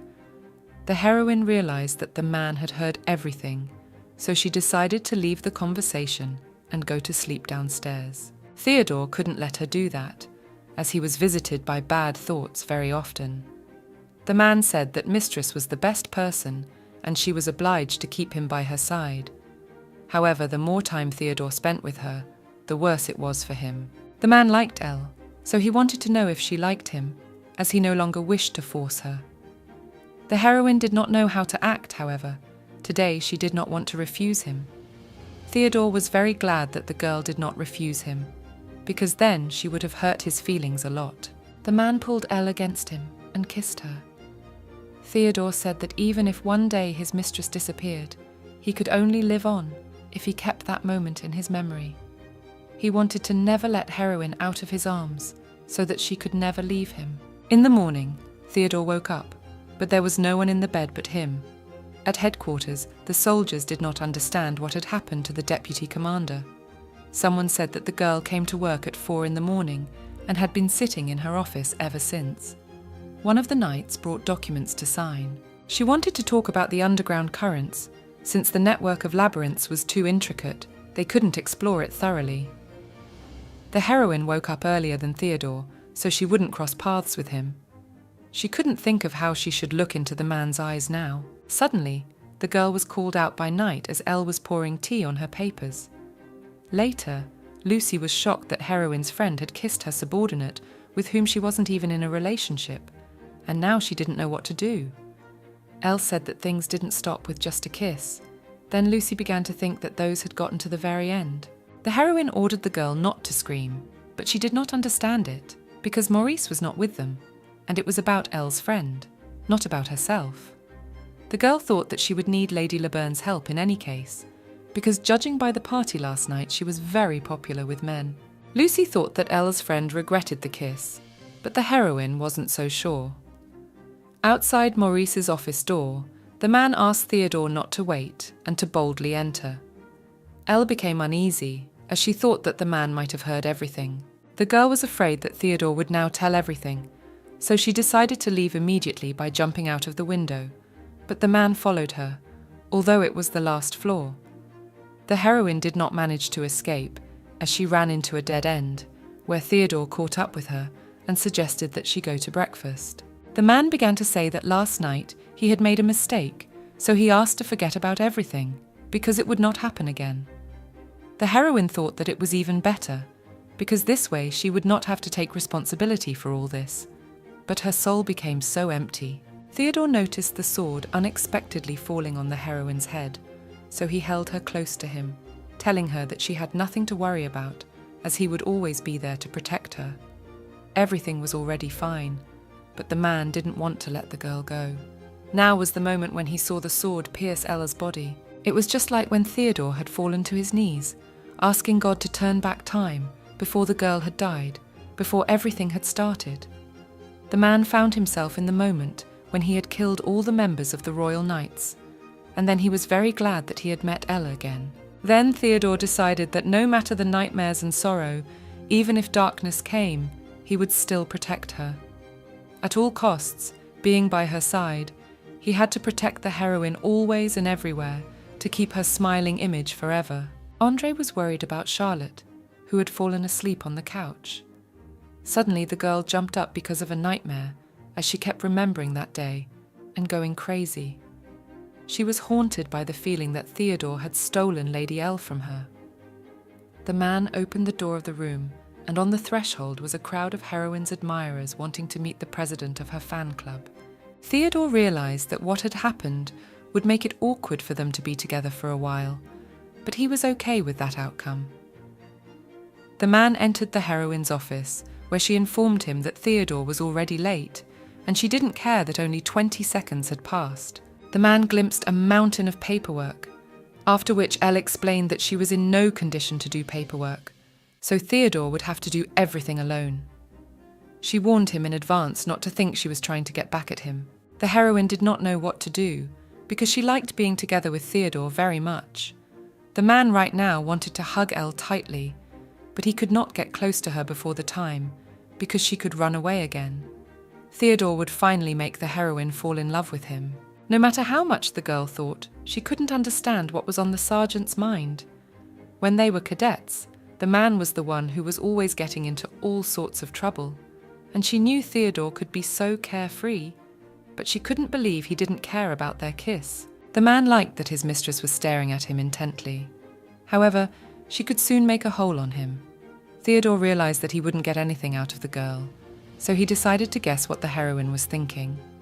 On the Eastern continent, there was a new technique that allows you to know the thoughts of another person with just one look. When Theodore had travelled those lands, he had learned this technique. The man decided not to procrastinate and make a test, and to do so, he moved as close to heroine as possible. She understood perfectly well what Theodore was making up, but she didn't understand why the man was so serious. The man in her ear was saying that the girl was thinking about her actions if Theodore kissed her again. The girl wanted to pounce on her dog, but then a knight entered, reporting that there had been a murder. The victim was a young girl who was discovered by a patrol of knights when they were patrolling the street after lunch. Because of the marks on the victim's neck, the preliminary cause of death was considered strangulation by the knights. The heroine could not believe that someone could do such a thing to a very young girl, so she ordered her to report the identity of the deceased and the results of the autopsy when they were ready.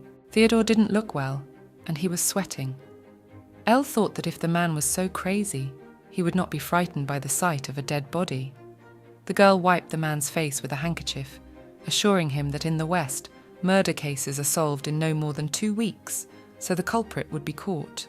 That wasn't what Theodore was worried about, but Elle couldn't find out the real reason because she had to be excused. What worried the man was that there was an overbitten penine apple lying next to the strangled girl's body. there was only one person who specifically grows this disgusting fruit. The main villain in the Snow White story, who wanted the heroine dead, was the Queen. All the children of the orphanage were amazed by the new uniform of the knight Jacques.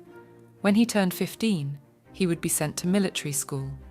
The young man was worried that Enzo would not be able to receive proper treatment without him, but he did not want to talk about it. A few days ago, Ella came to Enzo, saying that Her Majesty would support the treatment of sick children. At that time, the young man had given the princess's pendant to save the children.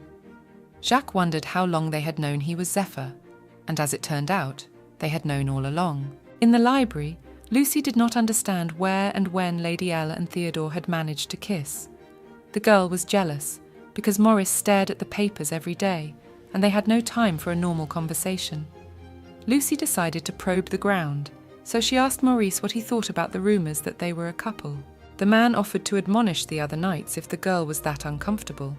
Lucy felt very bad, because she tried to use the rumours to somehow develop their relationship, but her boss turned out to be insensitive. The girl couldn't even look at Elle and Theodore, for even one look at them made her die of envy. Theodore had said that when Elle would give the command sit, he would follow it. The man didn't like it, but he thought there was nothing wrong with being obedient. The pair practiced some commands, after which they were stopped by Lucy with a look. Maurice thought the case was strange, as he read the latest records, but they didn't have the right information in them either. The heroine had also looked through everything, but with no result, and it was obvious that such cases were not reported to the main office. Maurice could not understand why such a high-profile case was not documented in the archives.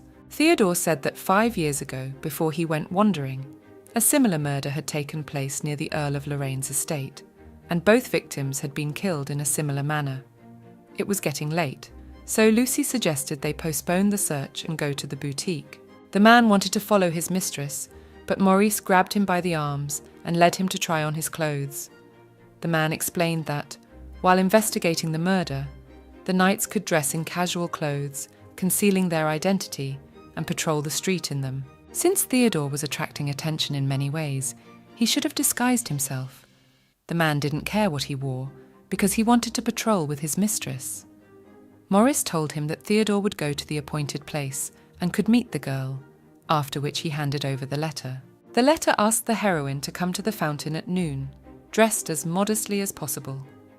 The girl called out to Theodore, but he could not believe that Elle was standing before him, for she wore a beautiful dress, which she had never worn before. Theodore was supposed to be the heroine's fiancé for the day, but the man did not expect such an embarrassing conspiracy. The man decided for today to forget who they are and quietly spend the day together. Theodore took the girl by the hand, after which they went for a walk in the park. The candy shop caught Elle's attention, but she wasn't sure if they could find any leads here. Theodore said that the victim was often in this place, so they could find out some information. The girl remembered that there had been a similar murder near the Earl of Lorraine's estate. She wanted to know if, after the inauguration, Theodore had remained living on the Count's estate. It was possible that 5 years later, the murderer had reappeared and killed Anna Sophia. It was sad to the man that beside him, the girl had no other thoughts than work. They were now playing the role of lovers on a date, so Theodore stabbed the food on a fork and held it out to the girl's mouth. The man started to talk about last night, but the heroine decided to shut him up before he said anything else. She needed to feed the leftovers to Theodore and get out of the restaurant. The man accidentally dabbed his finger on the cake, and then he wiped it on the girl's nose, leaving a custardy ball of icing on it. Elle looked for something to wipe it with, however the man quickly licked it off. Even though he didn't like sweets, he really liked eating it this way. As they walked down the street, Lucy told Jacques that the victim of the murderer was a girl of 12. Theodore said he had heard of a couple of missing children of about 15 near the Earl of Lorraine's estate before he'd set out on his wanderings. Those kids were from an orphanage, so Jacques had to be careful. Today, Lucy wanted to go on patrol with Maurice, but instead she was assigned to watch the boy to make sure he didn't run away. She was indignant because Maurice was always in the office, so she hardly ever got a chance to see him in his everyday clothes. Suddenly, the knight saw the girl thanking André for helping her carry the heavy basket. Usually the servants did all the shopping and stocking up, but Monica liked to go shopping herself. The girl said it was almost dinner time, and she had no one at home, so they could go to her place. Lucy greeted the girl, asking André if he could leave the princess so easily. Jacques noticed that André didn't smell of anything, so he was considered very strange and amused. The man could not join the dinner, as he had to leave on an errand for the Lorraine family. Monica was sorry, for she thought they would be alone together. Lucy praised the girl's house, for it was the largest among the aristocrats of the West, but Jacques hooded himself, saying that he would not eat. Suddenly, Lucy remembered that Zephyr's main enemy were the aristocrats. At this time, Heroine couldn't believe their bill at the restaurant. Theodore examined his pockets, but found none of the money in them. The cashier began to threaten that she would not let them go if they did not pay. The cafe employee apologized and let the couple go, as their order had been paid in full. The heroine could not understand who could have paid such a considerable sum for them. Suddenly, François appeared in front of the couple, surprised at the sudden meeting. The princess did not understand why her aunt had appeared to her so suddenly. The woman saw something grand, that's why she was in such a hurry to Penine's reception. The Duchess stated that Theodore and Lady L would be getting married soon. The woman was in that cafe, and from the conversation, she realized that the couple hid their identities to enjoy a secret rendezvous. In his mother's eyes, Theodore was shy and soft-hearted, so he showed courage to let their relationship begin to grow. The princess realized that the woman had caught them on a secret patrol and made up her own ideas, but it was funny, and because of that, the girl decided to leave everything as it was. The Duchess wanted to organize the wedding in the palace, and Elle's presence would be enough, and the dowry would not be a problem. The woman wondered why the princess would not eat the apples, for it was the first time she had seen those lying untouched. It was all because of a murder in the West, where an apple had been found next to the victim. Pennine thought it was all pure coincidence, and she shouldn't dwell on it. She should just force herself to eat them. In the middle of the street, François argued that he was right after all. After that party, the man thought only about Elle, considering himself indecisive, because only after the breakup he realized how important the heroine was to him. The man recognized his mistakes, wanting to bring everything back. Theodore ordered him not to bullshit, reminding him that he had warned him not to approach him. The men almost started to fight, however. The girl said that she did not know François. Theodore recalled the conspiracy, after which they left François, who promised to write the girl a letter. Elle was shaking all over. However, she just laughed from the expression on François' face when she said that she didn't know him. The girl was surprised that she actually didn't have that much trouble controlling herself when meeting a man. Besides, now she was glad that she saw François as a rotten person. Theodore strongly wanted to hug Heroine, though he wanted to wait for her indifference to turn into sympathy at first, but he couldn't hold back any longer. The man was about to confess his feelings, but suddenly the girl noticed a glint on the water and decided to check it out. At this time, Lucy offered Jacques the bread she had bought with her last money, but the young man was not going to take it. The girl realized that Jacques would be embarrassed, because after all, the aristocrats were Zephyr's enemies.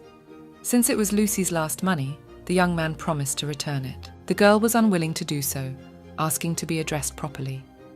Even if Jacques was uncomfortable, there were no bad people among their knights, so they could all be friends.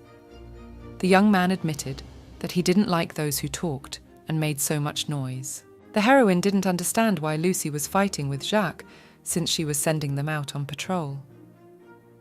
Lucy asked how the couple's date had gone. Ella thought Jacques was using the patrol as an opportunity to get away, but as it turned out, she doubted him for nothing. Theodore hastily admitted that he wouldn't run away either, and would always be there to protect the girl. Elle praised everyone for their work and wanted to go to the building, but Lucy suggested that they stop for a snack, since they hadn't eaten anything since morning. André was sorry that the princess could not go with him. It had been a long time since Charlotte's departure. Besides, Mr. Antoine missed her very much, and because of the murder, he was afraid to leave the girl alone. Charlotte promised that everything would be all right, and if anything, she would turn to Ella. The thought of breaking up with the princess kept André from pulling himself together. The man claimed that if the princess hugged him, he would feel much better. The girl hugged the guy as he had become very dear to her, so she would miss him a lot. The Knights were having a quiet dinner at the restaurant, while another murder was going on that contained that very green apple. In the morning, Lucy wanted to sleep badly, and she really disliked the morning patrols. She didn't understand why she was paired with Jacques again. Even though she was a pretty girl, it could only complicate things. Suddenly, a woman ran up to Lucy, wanting her to help Monica. Monica was 15 years old and had been found dead at 6 a.m. at dawn. At the request of the Cully couple, Lady Laverne had personally conducted an examination of the scene. Lucy had known the victim since childhood, so she was now in shock. After a brief report, she took time off work and went home. The commander thought that there had already been 2 murders in the West in the last week, but he believed that the 2 crimes had been committed by the same person.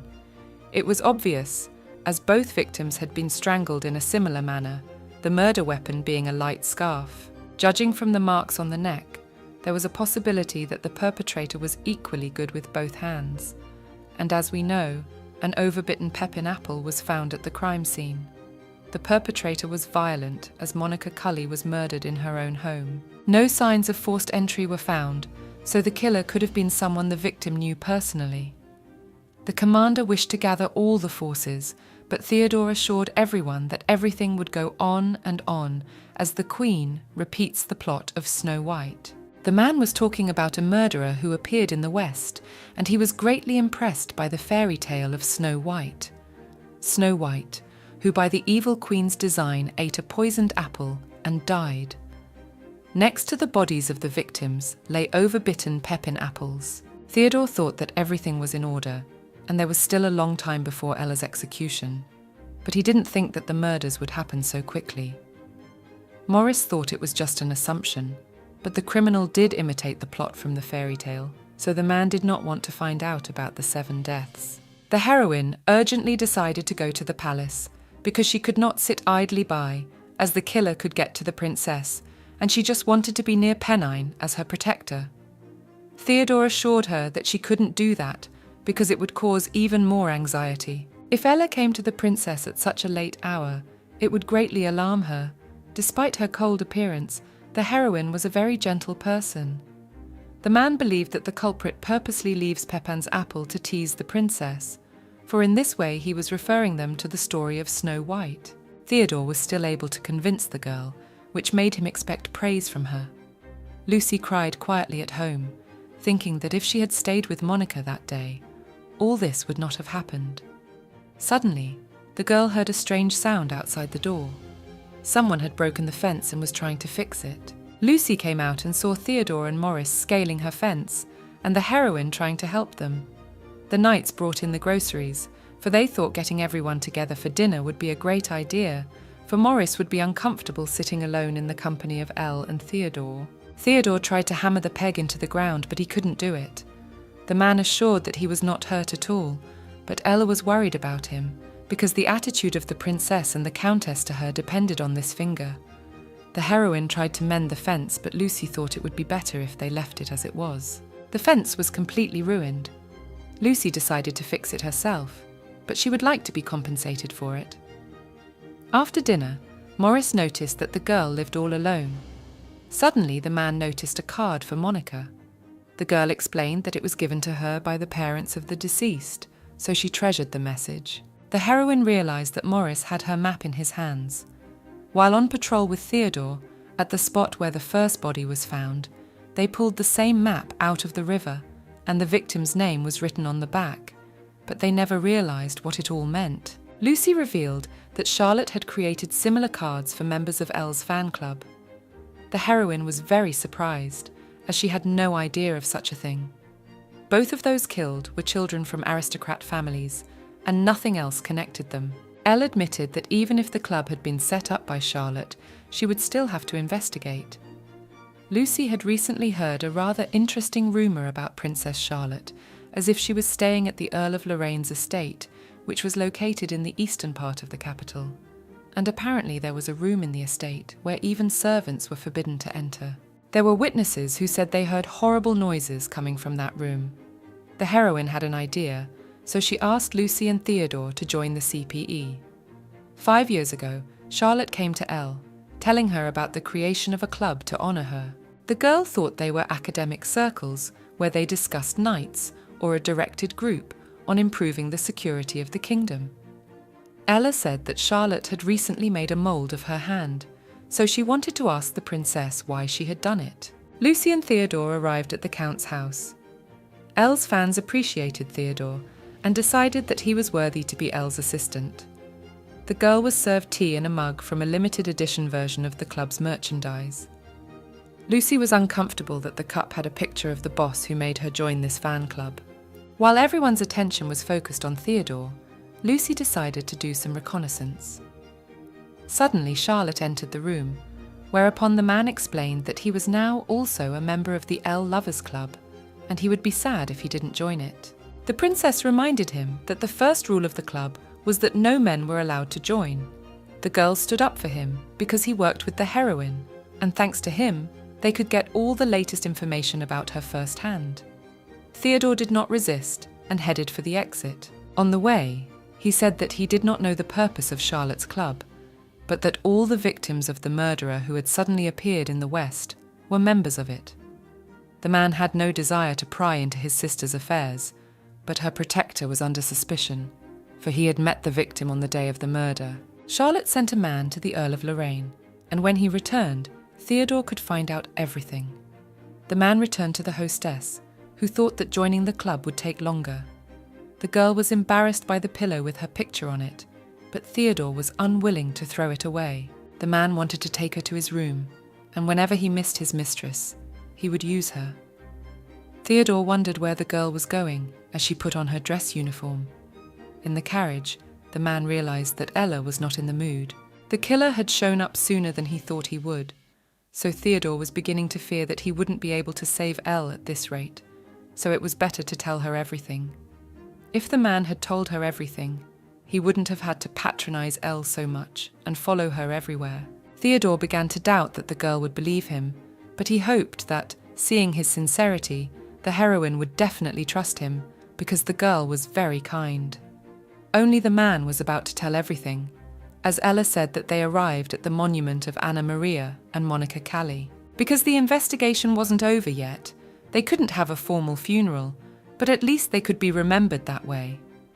Theodore didn't understand why the girl was trying for children she barely knew, and she asked him if he felt sorry for them. Elle couldn't think about it, and no matter how much Theodore was called a wild dog, she wished he could share this sadness with her. The man thought wrong for a moment, for the heroine had always been kind, and she could never remain indifferent and alien to trouble and sorrow.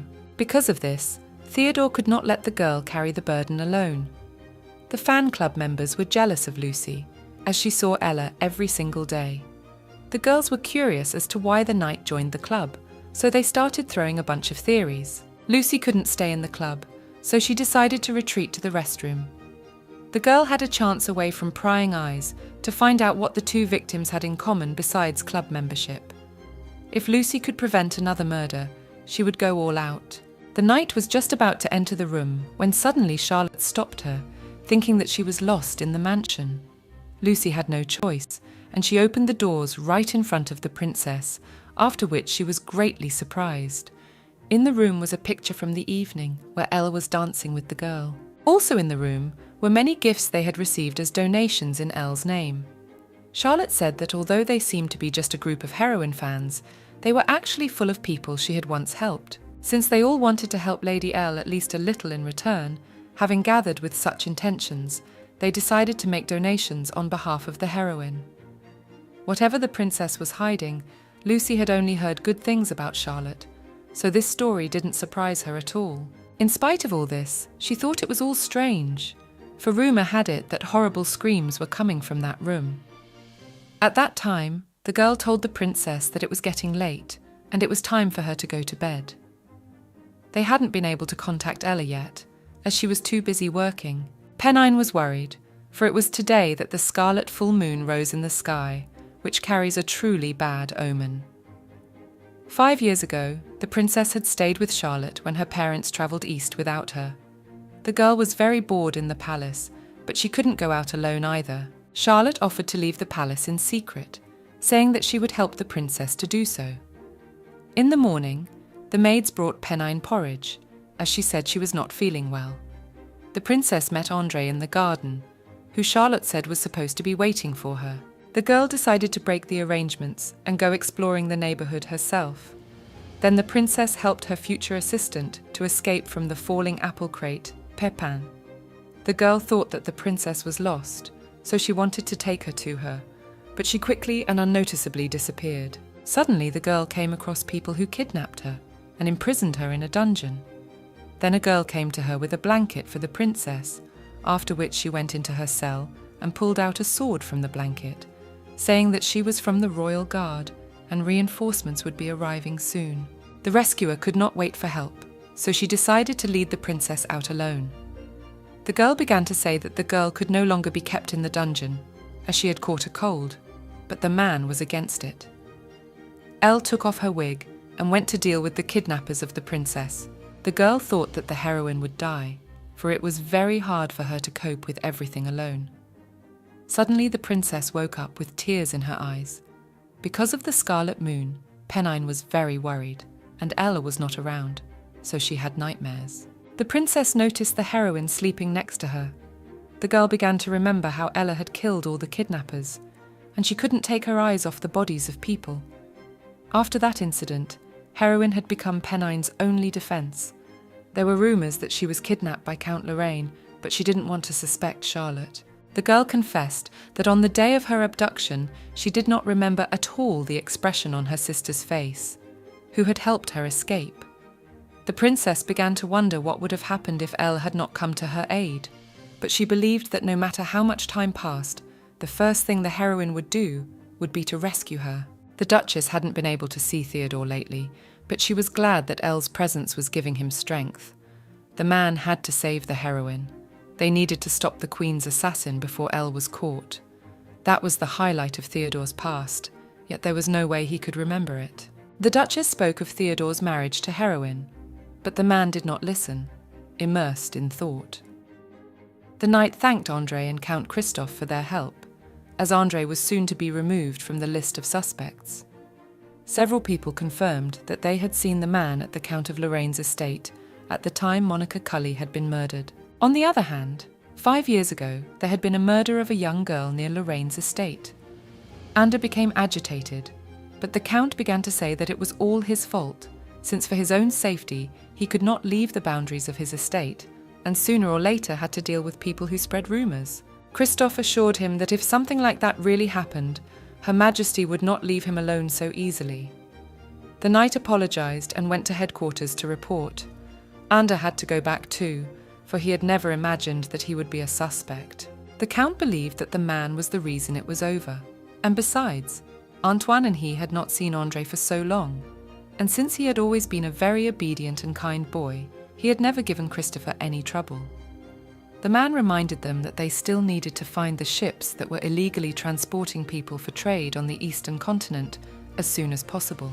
The next day, the Countess thanked Elle for arriving promptly for lunch. The heroine heard that it was about lunch, and she didn't understand why there were so many flowers in the room.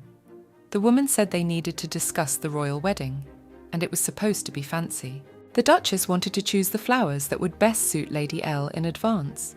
Theodore thought that in the royal family, only he and Charlotte were old enough to marry, so he didn't understand why his mother invited Elle. Theodore's mother asked him to choose the flowers that he should carry. The man preferred green grapes as his choice, for he thought the flavour of fresh grapes suited heroine very well. It was definitely strange for Elle, but he thought the same thing. Even though Theodore realised that his mother had messed something up, he was curious to see the girl in a dress. Earlier, the soldier had reported to Theodore that they had secretly followed André to the Count of Lorraine's estate, but they had found nothing suspicious. The man was worried that the Queen was somehow related to Count Lorraine, and André might have been involved in the murder. 5 years ago, while running away, Theodore found himself within the confines of the Earl of Lorraine's estate, where he stumbled upon the body of a young girl who had previously gone missing. That girl had been murdered in the same manner as all of the recent victims, and they had all been strangled. The Queen may have rehearsed the murders in the West to eventually tighten the noose around the princess's neck. The next heirs to the throne were the twin brothers of Her Majesty Claire, Earl Christopher Lorraine. According to the law of the Kingdom of Rawn, Charlotte was to be the next ruler. If the princess died at the hands of the Queen, the Earl would benefit greatly. Elle showed herself to Theodore in a wedding dress, but she was very embarrassed, because it was the first time she was wearing such an outfit. The Countess said that it was her wedding dress, and even if the heroine would not wear it at the wedding, she would still like to see the girl in it. Elle looked very pretty in that dress, and the heroine hoped her husband would return when he heard about the wedding, as he had always had a special fondness for Theodore.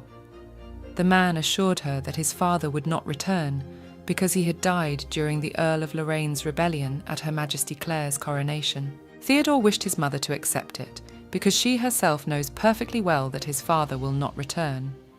The heroine realized whose wedding it was supposed to be, so she bluntly said that she and Theodore had a purely business relationship. Because of her selfishness, Ella made the Countess think something she didn't know, and it made her feel very uncomfortable. Later, Theodore apologized to the landlady, as he thought his mother had messed something up. The heroine was embarrassed because her feelings made her forget her duties for a moment. She could not believe that she had allowed herself to dissolve in a situation where the princess could be in danger. Theodore realized that the girl was saying that there was nothing between them. Besides, the man himself said that it was all a mistake. Clermont's son claimed that he lied because he thought Elle regretted that night. Theodore said that he would take back what he said about the mistake if the girl admitted that she didn't regret that night. Ella thought the man was toying with her, since she didn't regret their kiss, but from the moment he called it a mistake, she began to regret what she had done. When the heroine was around Theodore, she felt good, but she didn't want any more misunderstandings like that to arise. Right now, Theodore saw Ella as someone who had just joined the Knights of November, for she had a stern expression on her face with no emotion. It was better for him if the girl yelled at him, then he would have a chance to make things right. The man stopped the departing Ella, saying that he had made a mistake. All the outpourings of his heart to her were always sincere, and he really liked her. The heroine thought that the man, as always, did not think about the feelings of others, since he was always so selfish. The next day, the girl began to treat the man coldly, which was immediately noticed by Lucy. Seeing that Maurice and Lucy were slacking off from training, the heroine ordered them to come to her office after class.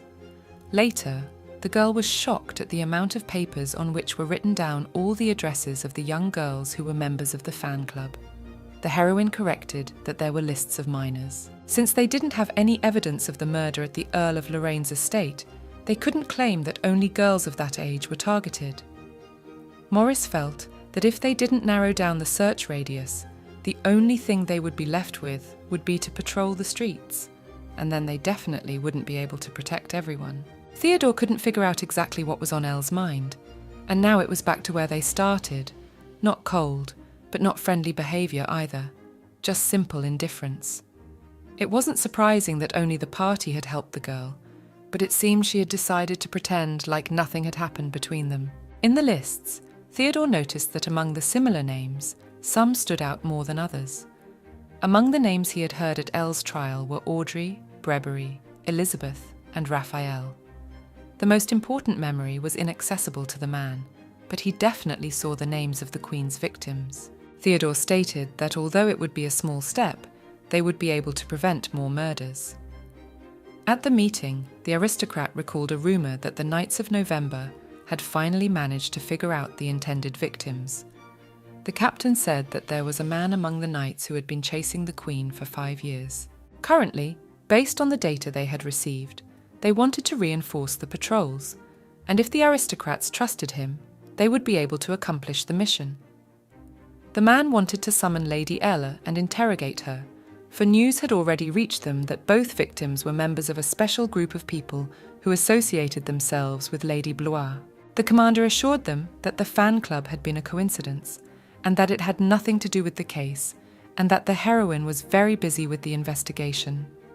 The man assured that they would definitely not allow a third murder, and that the higher-ups should trust them.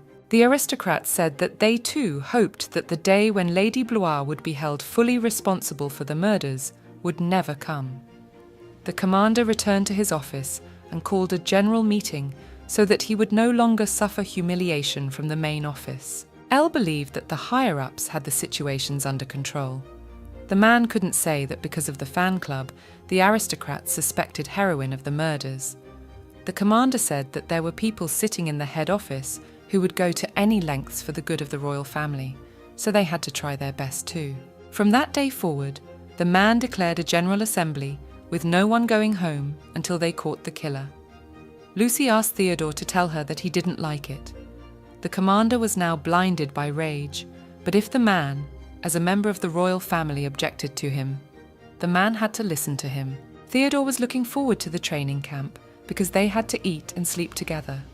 The training camp gave the man a chance, so he had to solve the misunderstanding with Ella at any cost, and this time he had to save the girl from accusations. Maurice didn't understand why he had to leave his home and sleep with everyone else in the dormitory.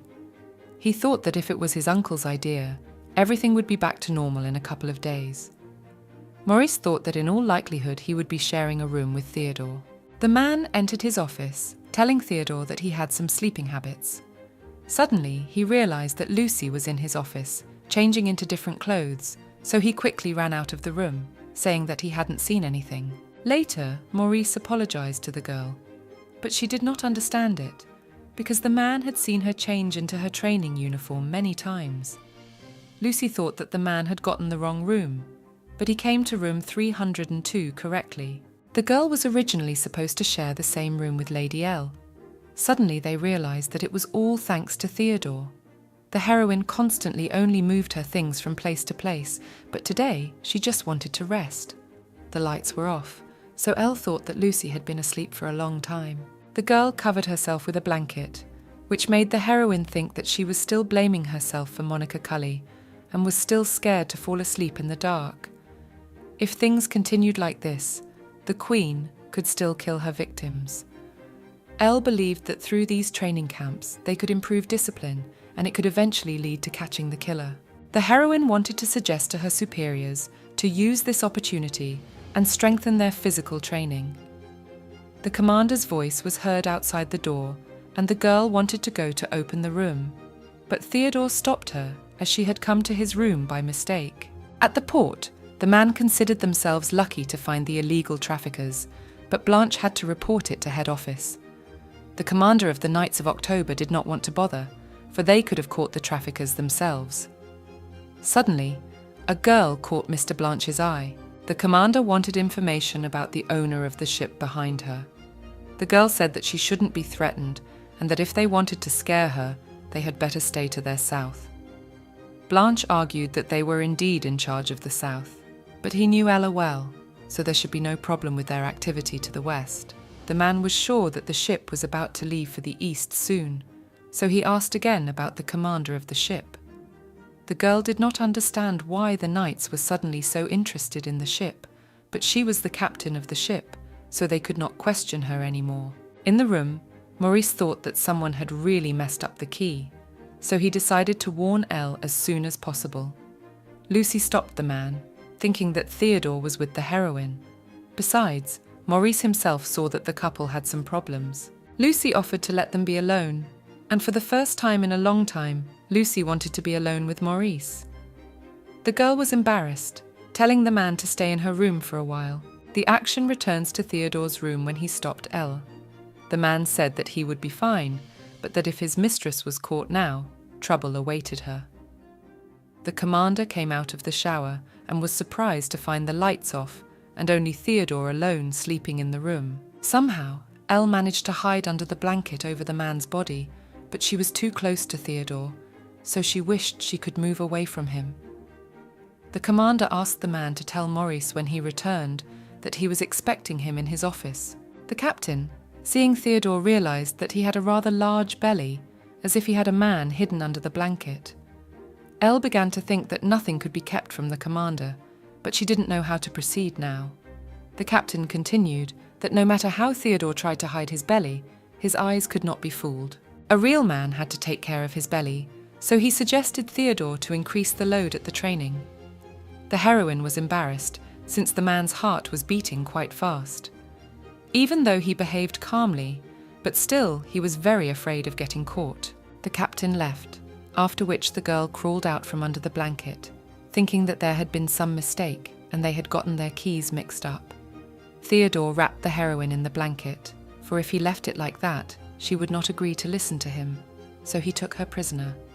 The man said that since the day the girl had left him, he had hardly slept since his mistress had never once looked at him. Ella wondered why she was still mistress to Theodore. He had shown up 5 years after his disappearance, always brushing off when the heroine asked questions, but that then and now, her questions hadn't exactly changed. Then the man announced that he had been chasing the murderer from the Earl of Lorraine's estate for 5 years, and even at a recent meeting, he, somehow, knew the names of the murderer's possible victims in advance. Theodore assured her that even if he had explained, she still wouldn't have believed him. The man didn't trust Ella at all, which meant she couldn't trust him either. Her job was to protect Her Majesty, and she was glad that she finally managed to get rid of her feelings. The heroine didn't hate Theodore, as she just couldn't let her feelings, which she herself didn't understand, take over anymore. The man said that the girl could still find out what those feelings were, even though he could not explain everything, but she could check what happened that night, and even every minute spent next to the mistress was not with regrets for Theodore. The man's heart began to beat even harder. He was saying that if the mistress didn't believe that he really didn't regret anything, then she could check again. At this time, Blanche thanked the girl for her cooperation, as he was just curious to know if this ship was departing today, when it would arrive west again. The girl realized that this man looked like a bandit, and was obviously very familiar with Elle. Heroine and Adelaide still had unresolved issues.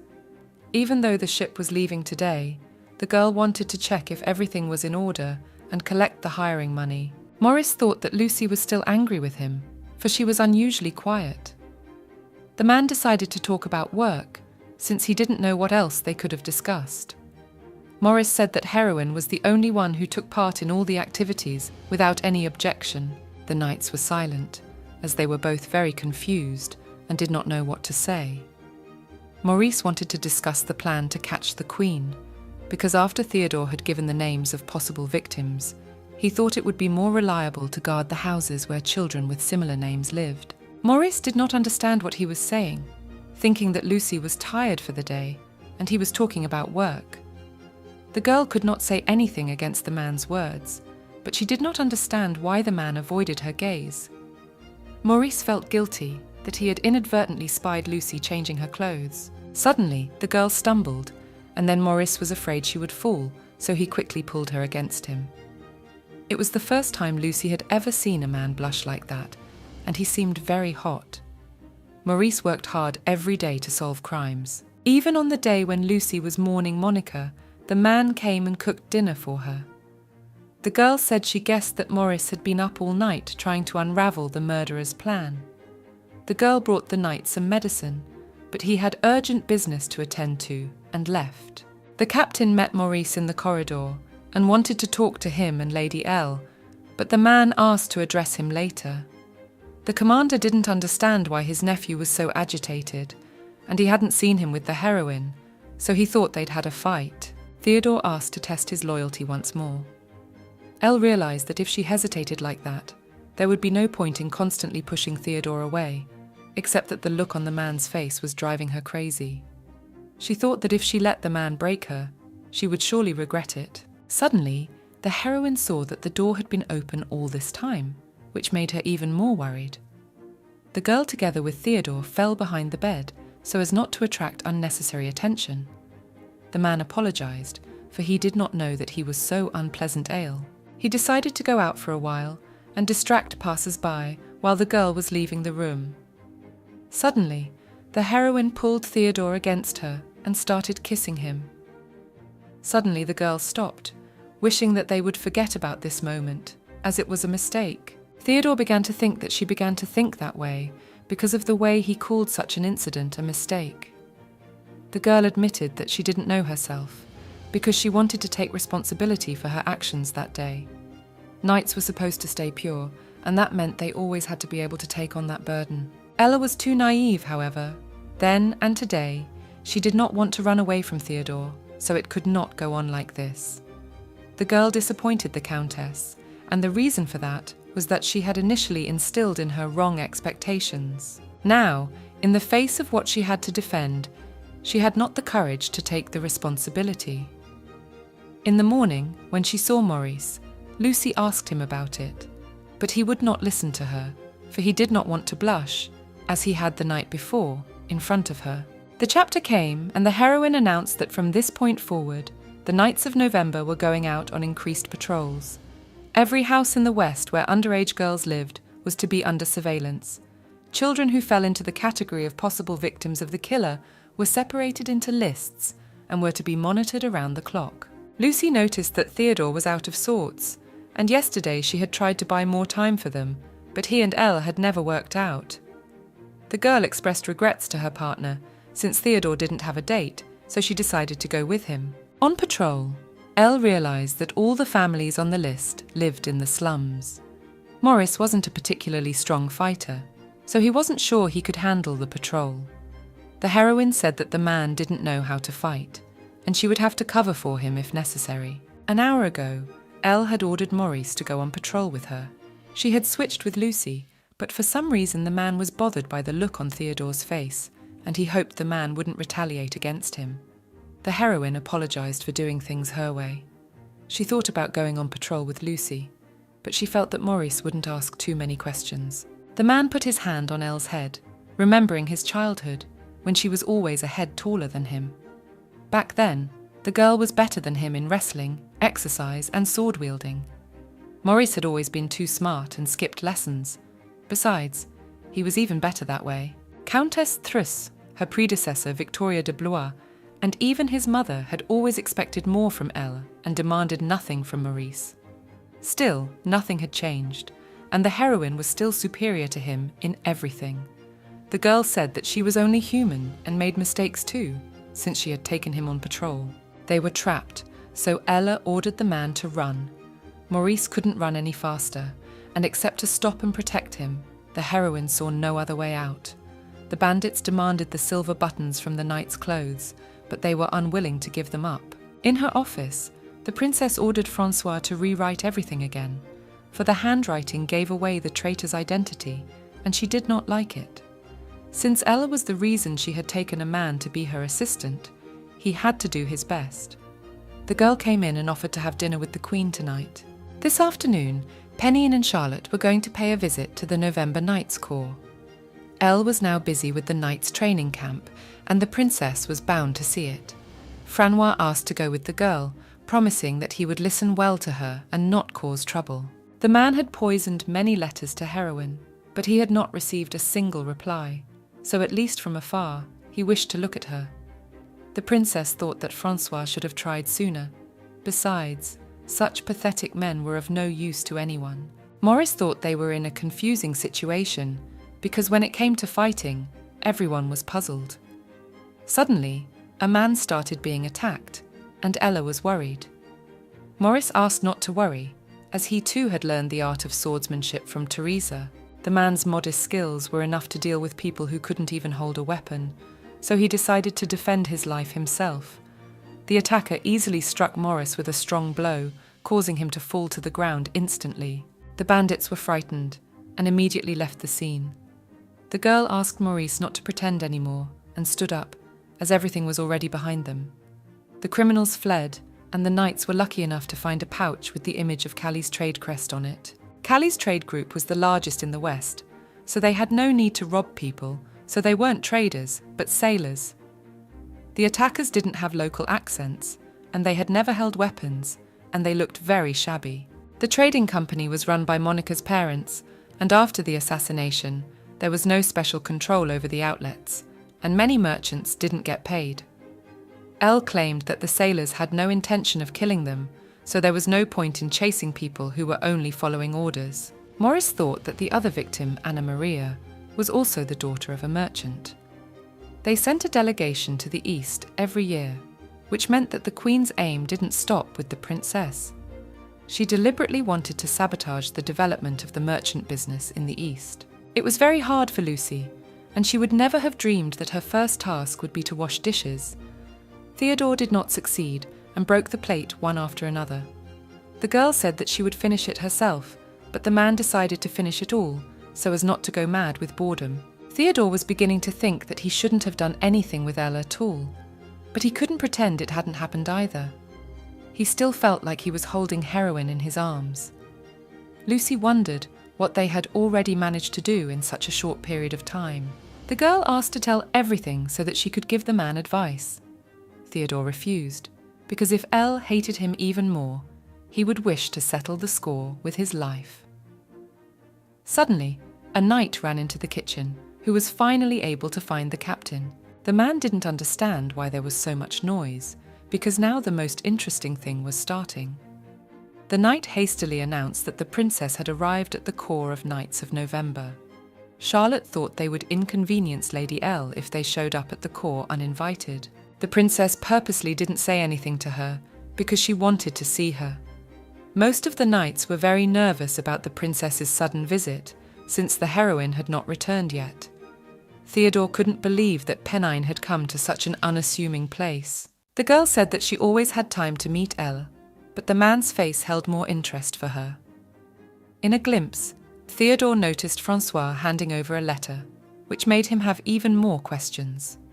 Later, the girl decided to watch the knights training. In training, the girl happened to see Jacques, who had once threatened her life, now serving with the Knights of November.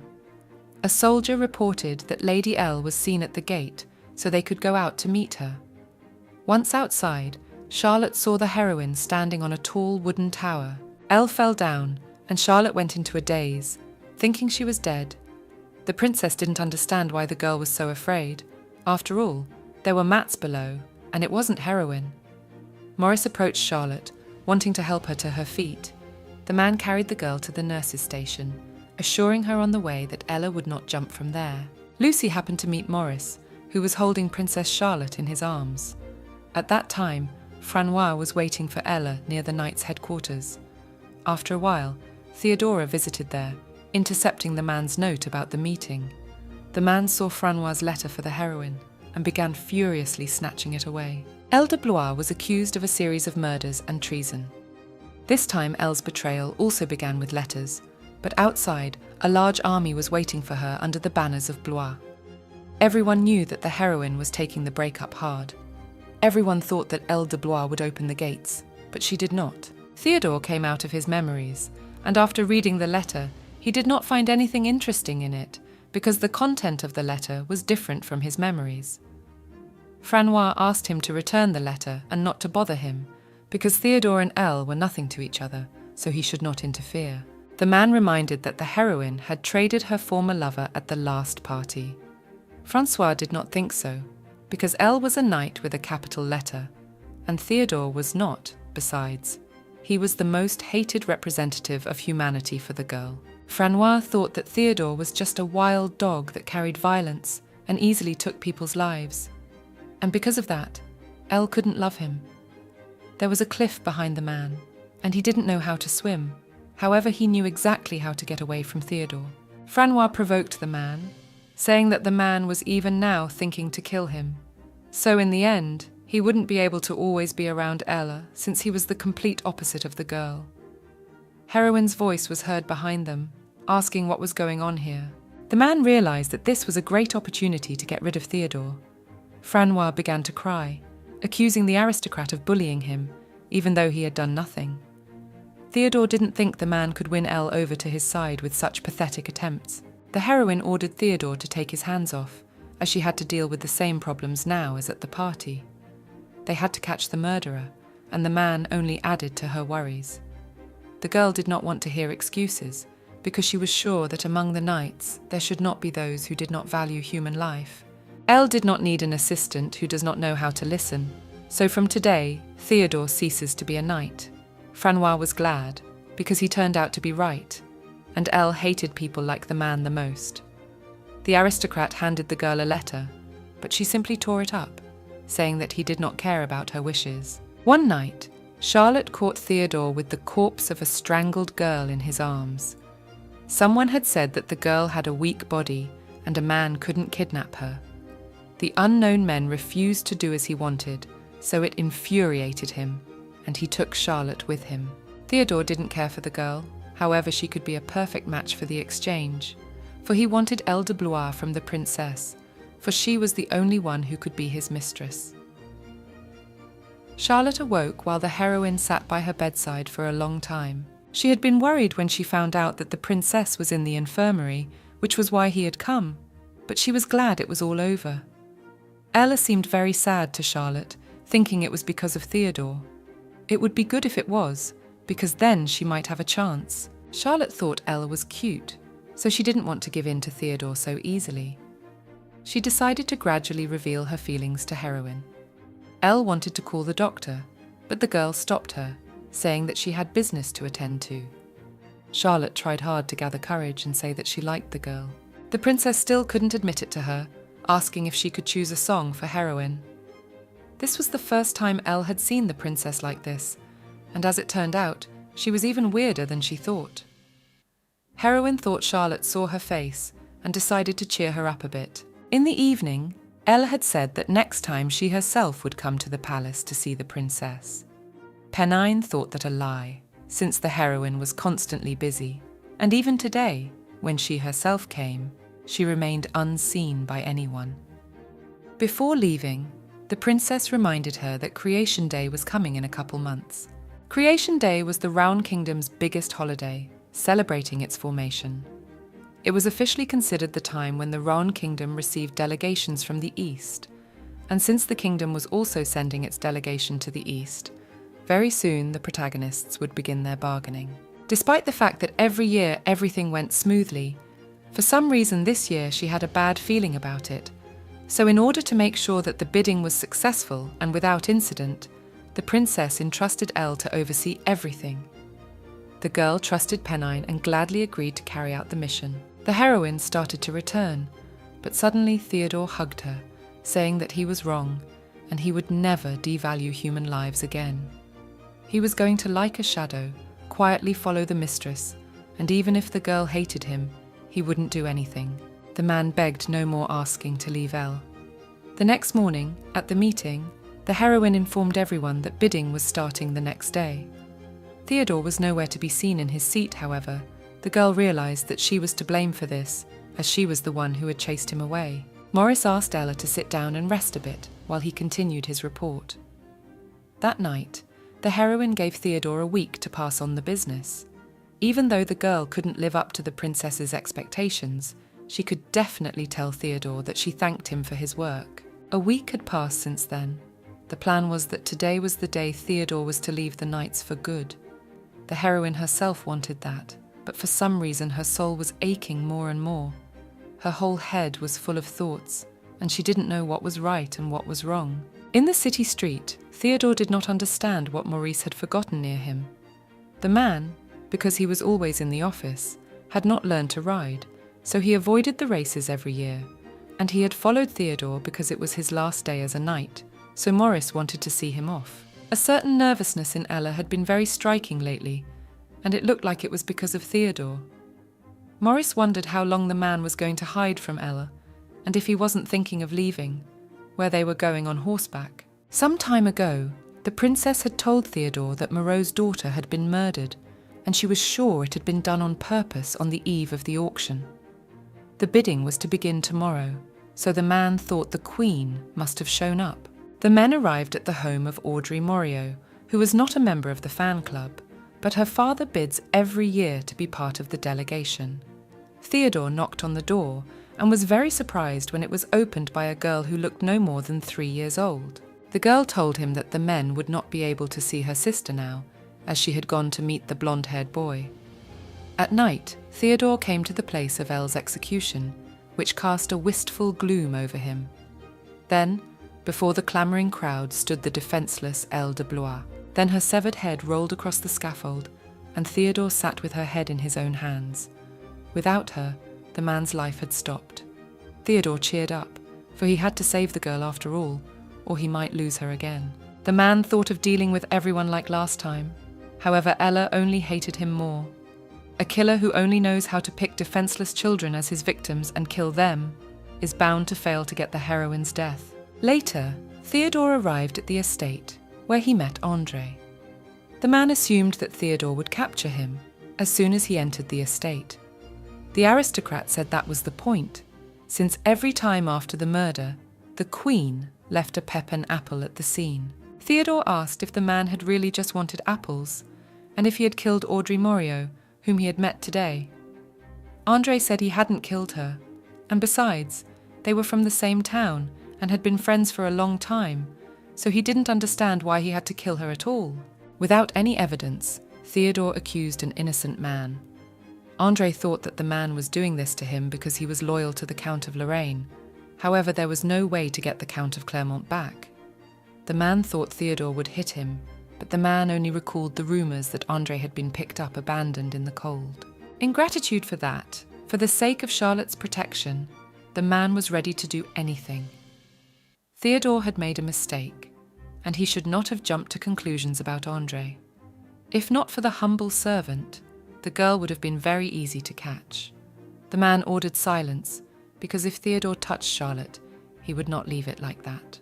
The man let André try, except if he touched him, O would pay with his own life, and then he wouldn't be able to protect his mistress. Lucy came running in, saying that there had been a third murder, and Lady L had been taken to the main office. André expressed regret, for now Theodore would not be able to save his mistress. 2 hours earlier, Matteo Perun had been found dead, and L had been detained.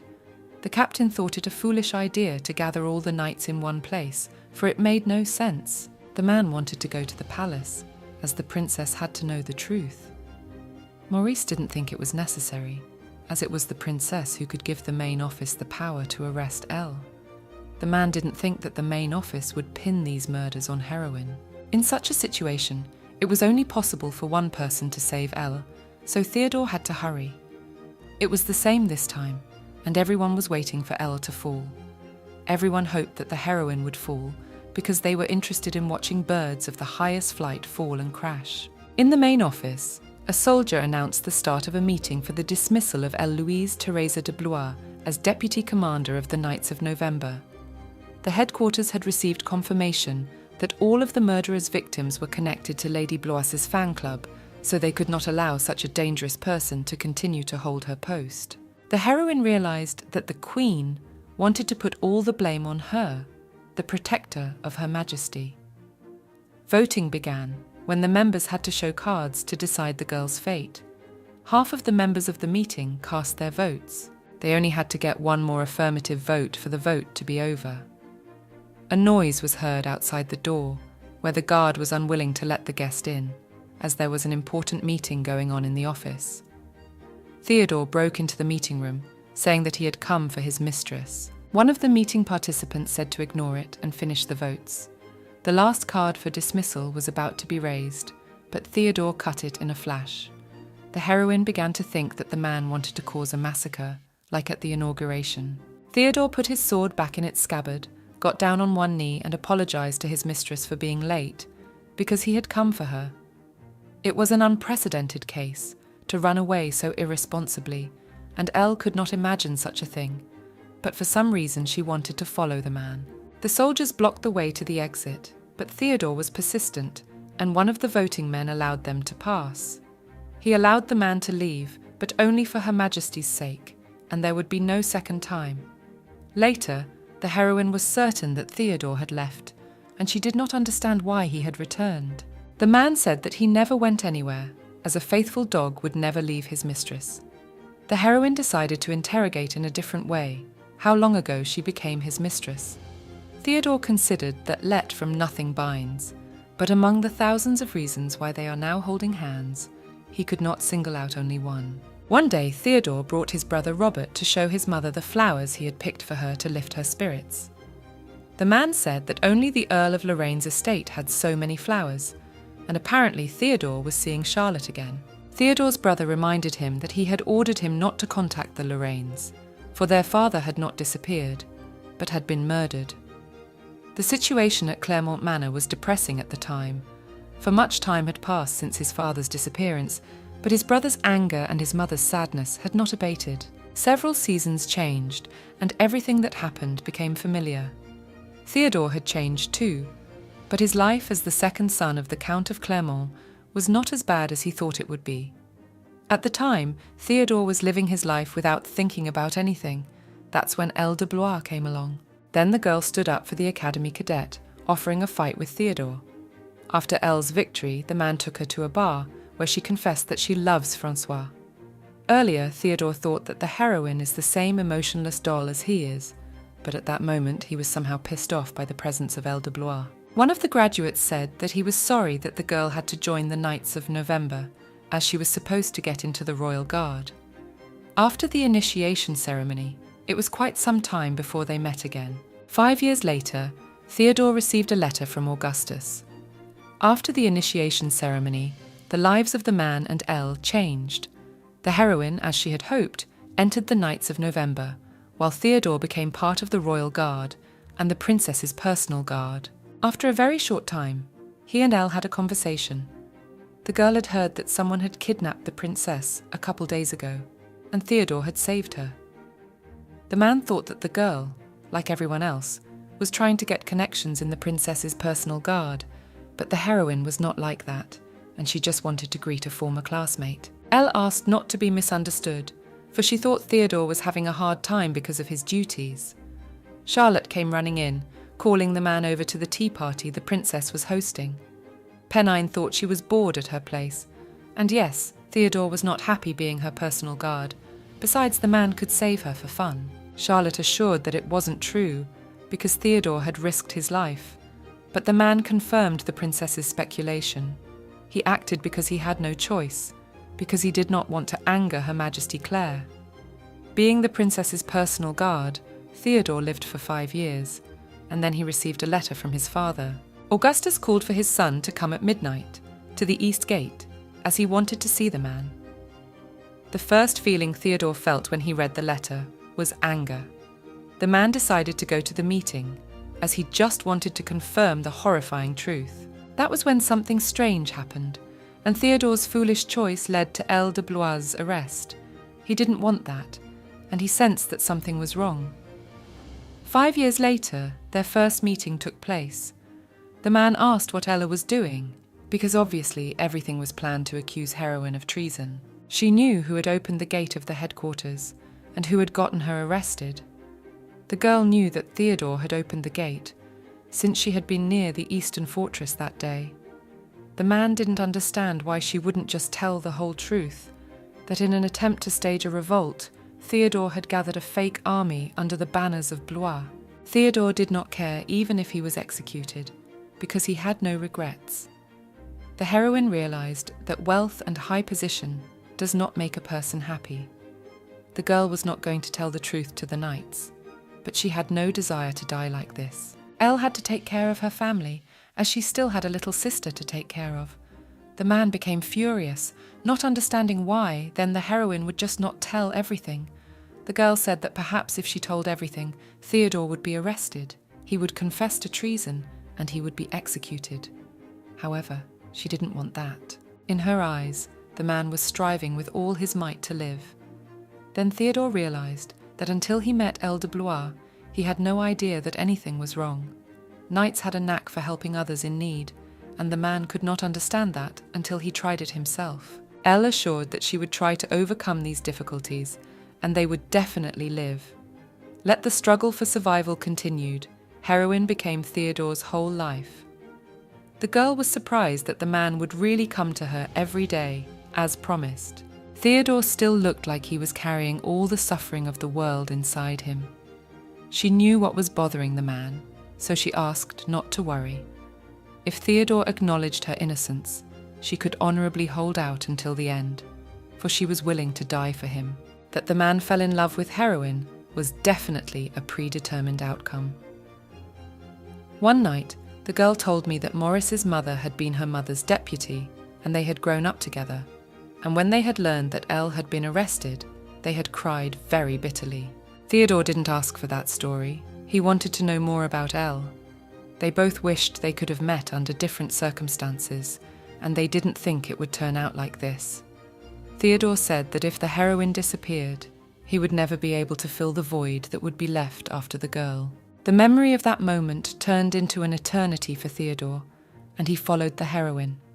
The decision to execute Ella had not been made yet, and the man was already thinking about the worst outcome.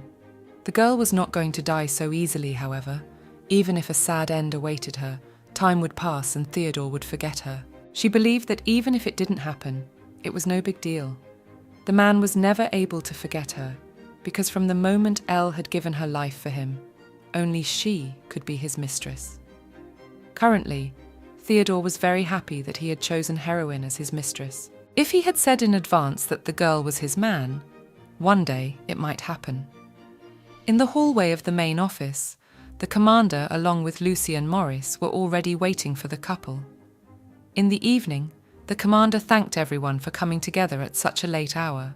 Today the knights gathered to celebrate Elle's return. Today, the heroine wanted to get drunk.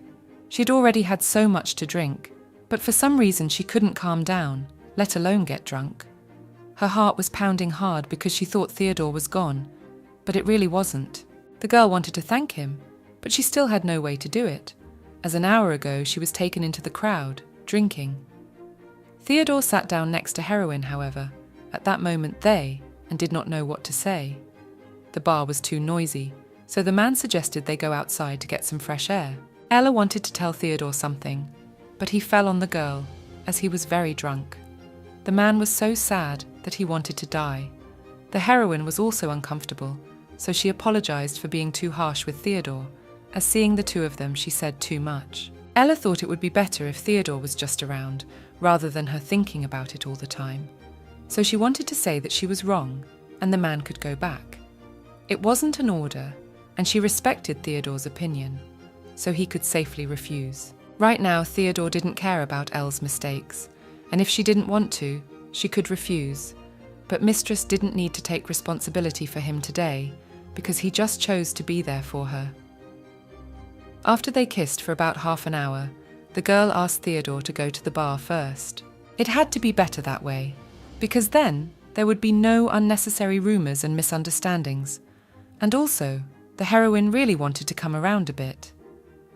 The man kissed the girl, adding that she did not wish him to return sooner, as she would miss him. At the entrance, Lucy met Theodore, and noticing his reddened eyes, thought that they finally talked to Ale, but it ended badly. The girl decided to help the man by offering him her cocktail, but then suddenly the heroine entered, ordering her not to do so. Alcohol could loosen Theodore's tongue, and he could start talking nonsense in front of the other knights. The man decided to take a drink, but Ella cut him off with a swift motion. Maurice helped take Theodore to the dormitory and gave him the keys to his room. The gathering was coming to an end, as their goal was to protect Elle. If there was another murder, they could confirm heroine's alibi with a general collection. There was no point in that now, but now they had to be more careful, because the head office would not forget Theodore's prank so easily. Lucy got drunk and decided to go with the girl to the dormitory. Lucy asked Ella if they had really been together like brother and sister since they were kids. She wondered if he liked Princess Charlotte, or if they were already dating. The heroine thought it was ridiculous, since she had known Charlotte for 5 years, and until now, every time it came to Maurice, she couldn't say anything. For some reason, she had trouble remembering the other knights' faces, and they were uninterested in each other, to the point where Ella said it was all ridiculous. Lucy went back to the bar and drank a keg of alcohol, while Maurice tried to find out who had gotten sick in the restroom. Lucy kissed Maurice on the cheek and passed out, and one of the knights was only convinced by the rumours that they were secretly dating. The heroine brought Theodore to the bed, where he did not wake up again, so she thought that he really fell asleep. The girl was pestered by Theodore's posture, which prevented a sound sleep. Ella never heard the reason why the man called her mistress. The girl was not completely honest with Theodore either, and she still had so many things she wanted to ask the man. She was worried about how many girls Theodore had seduced in his life. Theodore had been famous for his fickleness since his school days, so Ella wouldn't be surprised if one day he said he hated her. Even if it was all Theodore's whims, The girl was not going to get behind him so easily. Elle left, and the man immediately got out of bed, thanking himself for not giving in to temptation. In the harbour, Blanche watched the ship. Although he wanted to kill all the aristocrats who bought children from the East, but they needed to intervene because the criminals could escape, and then the Knights of October would have big problems. Blanche raised his hand at his subordinate who had made the previous point, for he didn't like to be prying into his musings. In the morning, Elle met Theodore, who had been very sad during the night, so he couldn't get much sleep. Maurice also wished the heroine a good morning, and the man began to ask why he was sitting in the office earlier than everyone else. Lucy came in, saying that Ella had brought a letter again. After yesterday, Maurice was very uncomfortable seeing Lady Laverne. Lucy had been trying to avoid the man since morning, but he was in the heroine's study, and he was also hiding. Yesterday he couldn't even look her in the face, so she thought she had bored Maurice. Lucy thought that the Knights of October had sent the letter by mistake, for the girl had opened it with another letter, but it was blank. It had been done on purpose, and now Blanche expected the heroine to spring into action. Maurice reminded him that the Knights of November were not obliged to help with unofficial tasks. The heroine could not refuse, for Blanche was chasing human traffickers in the East, and Her Majesty would be only too happy to have this problem solved. Ella thought it odd that Blanche had sent her a ticket for tonight at the opera. Jacques entered, saying he was going along with Elle, for he could not stay away. The girl thought that the young man could not go, as it would be as if he himself had voluntarily come to surrender to the traders, so he had to leave such thoughts and wait for them in the office. Elle asked Lucy to get ready for the evening, and Jacques decided that he would certainly follow her. Later, a carriage was brought, and Elle, with Theodore, dressed for the evening, went to the meeting. At this time, Charlotte was brought a dessert without cutlery. The girl realized that the maids were uncomfortable in her presence. From behind the door, Charlotte heard that another member of the household had died. Despite being Lady Charlotte's maid, the girl felt uneasy. Some said that the murderer had deliberately chosen children from merchant families who were betting on the chance of being delegates. The third victim was not involved with the companies, so it was clear that she had been killed for her involvement with the family. Charlotte ran outside in light clothing and called out to André. The man came down from the tree to her, worried because she could easily catch a cold. Unexpectedly, Charlotte asked André to teach her how to handle a sword. In the carriage, Elle decided to reveal the plan that today she was Luna Maria, a young widow who had come to the capital for entertainment from a port city in the north, and Theodore was her servant with whom she had a secret relationship. Today, they were infiltrating a seemingly ordinary opera house, but it was actually a large auction that sold people from the eastern continent. They could run into trouble if they said they were an ordinary couple. This evening, Theodore had to address heroine as a hostess. Besides, she understood that Lucy wanted to dress the man according to the script, but the clothes were too revealing. Theodore should have kept his mask on after all. His eyes were already red, and they didn't need to draw unnecessary attention. The couple reached the place, and the man thought that the heroine has no idea what dark desires he was trying to hide. At the entrance, the checker made sure that the tickets were authentic, but he could not let the girl through, as they had everything built on trust. The girl wanted to pull out the sword, but Theodore hugged her, saying that his mistress was dissatisfied enough with it, so she had come all the way from the north to find herself a new toy. The man quietly bribed the checker, after which he quietly let the pair pass through. The heroine didn't see Blanche anywhere in the audience. The girl said that Blanche always had the type to skip the uninteresting or problematic stuff, so they wouldn't be surprised if it was just the two of them tonight. Theodore started to get jealous as his mistress made excuses for the other man. The salesman was furious as one of the goods got out, and he had to catch it again. Losing a couple of goods wasn't the main thing right now, as the first floor couldn't start without the man. The salesman pulled Jacques out of the bag, saying that he would be one of his best goods. The bidding began, and the person sitting next to heroine began to say that the girl should have sat on the second floor. There was a difference between the floors, even in the way people were treated, but whether it was the first floor or the second floor didn't matter to anyone present. The unknown woman assured that if the heroine wished to find something truly worthwhile, she should go to the VIP room on the top floor. At this time, the salesman did not understand how Jacques managed to get out. The man saw the scar on the boy's face and went to get the doctor. Jacques freed himself from the ropes, after which he ran to find the children from the north. There were a lot of children in the room, sleeping peacefully on the beds. The very same salesman appeared behind him, saying that nothing mattered anymore, since Jacques had already inhaled the soporific gas. Ella bought one child after another, as she really wanted to become a VIP. The heroine did not understand why Adelaide would disguise herself and tell her such secrets. The girl did not expect Ella to guess so quickly, but still she decided to talk after the auction. The couple was taken to a room and locked in there, asking them to wait there for a while. Ella thought she had made a mistake because the organisers would never have invited them to the top floor for winning a large number of lots. The girl thought they had guessed that she had hidden the sword under her dress. The heroine was ready to do anything to avert suspicion from herself, so she asked Theodore to help her. The pair began to have fun, and the guards on the other side of the door thought they were trying to escape through the window. The men entered, and that's when Ella scolded them for interrupting her fun. The guard apologised, telling them to follow him, and he would take them to the VIP room. On the way, the man told them that if it was revealed that he had allowed heroine into the VIP room without permission, he would be killed. He was doing all this because he wanted the girl to go on and buy out all the children. Ella entered the VIP room, after which the second round of bidding was announced. Just from the looks of the bidders, one could tell that they were high-ranking officials or their servants. The opera worker brought the girl a quill and pen, telling her that things work differently on the top floor. Instead of an auction, everyone just writes what they want on this card, and the organisers look for the perfect product for the person. At this time, Blanche was asked why they weren't acting. It would be more fun for him to break in and cause a big commotion, but it wouldn't be too late to join in after the shouting started. Blanche wanted for once to see the virtuous Elle de Blois filled with absolute rage. The heroine didn't know what to write on the card, so she decided to answer as naturally as possible, so as not to arouse suspicion. One of the bidders noticed Elle's snow-white skin and offered to give her more pleasure than any of the auction items. The girl reassured Theodore, saying that the man should have watched his words, as her lover is very bloodthirsty, so no one knows when he might accidentally bite a man.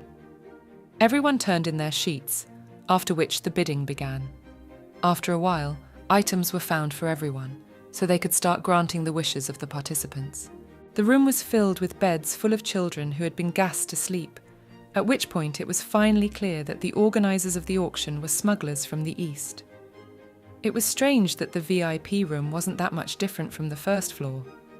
The first thing heroine needed to do was to check out what she had written on the sheet. Removing the veil, Elle saw the girl. She said that she wanted the youngest child at the auction, so there was a mistake. But the man said that she was very lucky, because she would get the two youngest girls at once, since the one pregnant. Some people came to them just for fun, while others ended up in the VIP lounge because of secret witchcraft rituals, medical curiosity, and so on. The man reiterated that everything everyone sees in front of them is personalized merchandise of the highest quality. Ella realized that the whole thing was a more horrible scheme, and this was not just a slave trading place for people from the East, but a place to buy entrails and organs. The girl felt very sick. That's when Theodore hugged her, telling her that there was no reason to hold back any longer. Whatever happened today, she could just blame her mad dog. The heroine instantly killed the auction employee with a fan, then drew her sword, and the carnage began. All the children in the rooms woke up and wanted to run away while the guards were gone, but their path was blocked by the auctioneer. Jacques slammed the man against the door, and then they began to make their way out of the room, as suddenly, on the way, Young noticed Ron's gold card. All the guards were concentrated in the VIP room. The heroine said that she would not kill those who would beg for mercy. Earlier, Theodore thought he would go wild, but he could do nothing at all. Ella de Blois' sword art was like a dance, light, fast and fierce, so that by the time you wanted to repel the blow, it would be too late. It was as if the girl read minds and put the man in mute shock, clearly cutting through the defense. The guards decided to surrender, and lead the couple to the basement where the other prisoners were. The girl asked Theodore to follow the men and free the children, as she still had business to do on the first floor, and she couldn't go to the children covered in blood. Commander Blanche appeared, saying that there was no need as they had already taken care of everyone in the basement and on the first floor. As soon as Theodore saw the man, he immediately raised his sword at him. The heroine asked him not to do that, but Blanche even liked it. The soldiers of October wanted to intervene, but the man ordered them to stand their ground, for this was his chance to go up against the most rabid royal dog. The heroine asked Theodore to put his sword away, and the man calmed her down, saying that he was annoyed at the mere sight of the man who had forced Ella to clean up his mess. Blanche had enough common sense to control himself in front of a member of the royal family, so she would turn a blind eye this time, but he promised to actually finish Theodore off next time. The man remembered Blanche interrogating Ella and trying to find out where Leia, who was killed, was. In the carriage, Jacques thought he wanted to know if Elle was angry with him for acting on his own initiative, but she fell asleep as soon as they were in the carriage. The young man admitted to Theodore that the girl hadn't told him off, and it wasn't like she was going to kick him out of the order for it. Being in the order had pissed Jacques off at first, but now it wasn't so bad, and he had a debt to the heroine that he had to repay. Theodore was starting to get annoyed by this, as the young man should have realized what he was getting himself into. His eyes, liver, and even his heart were only overlooked by the sellers because he was caught late, but he was the freshest of the lot. Jacques once again owed his life to Elle, so whatever Mistress Theodore decided to do to the young man, he was not to complain. After getting out of the carriage, Maurice came running to Theodore, who was very worried about sending a nobleman on such a dangerous assignment. The heroine asked everyone to come into the house, as they had something to discuss. Jacques found one thing in the basement of the opera house. It was because of the royal crest that people from the east were able to enter the capital without any inspection. It was a gold plaque that was given to people from the royal family. If the plaque was real, someone from the royal family was behind the sale of the children. The heroine knew a way in which they could very soon figure out who was behind all the crimes, but she was worried about Jacques. He was a doer and a thinker, so he had a lot of chivalry to learn. The couple was about to leave, but Maurice couldn't let them go like that, and because of that, he suggested they stay the night at his place and take a bath. Later, it bothered the girl very much that she was sleeping under the same roof as Theodore. No one ever came to Heroine's room, so she went to the shower room. At the door of the room, Ella met Theodore, saying that he could go first. The man wanted to let the girl pass, but eventually he offered to take a bath together. In all the countless love stories that Heroine had been forced to read by the princess, a scene where a man and a woman took a bath together meant that there was something between them. Theodore offered it to her so nonchalantly, as if he was inviting her to dinner, and if Ella refused, she would look completely heartless. The bathtub was rather cramped, and it would have been difficult for the two of them to fit together, so the man asked to be allowed to wash Heroine. There were no maids in the manor who were willing to help the girl with this, and he was pretty good at it. The man started with her hair, while Ella thought Theodore was constantly being serviced by a lot of people, but now he was doing it for her. His touches were a little rougher than Catherine's, but still more gentle and careful than she had thought. Theodore couldn't watch this anymore, so he climbed into Elle's bathtub and started kissing her. The man remembered how Heroine had once told him that she had received a letter from Manhwa to open the gate, and it so happened that she had seen Theodore when he opened the gate that day. Remembering the rioters waving the flags of the House of Blois, they wanted to blame the girl, but since it was problematic for them to have Elle be the one to open the gate, they sent a similar message to the man. The heroine didn't know who sent this message, but she could think it was the Queen. The unknown used their weaknesses to force them to open the gate and take advantage of the chaos that prevailed to get into the palace. So now, Theodore had to do everything to protect the princess. Suddenly, the knights came to her, as they had received information, and the girl had to appear at the court. Someone turned out to witness Elle committing a murder in East County. The man came to his senses at the memory.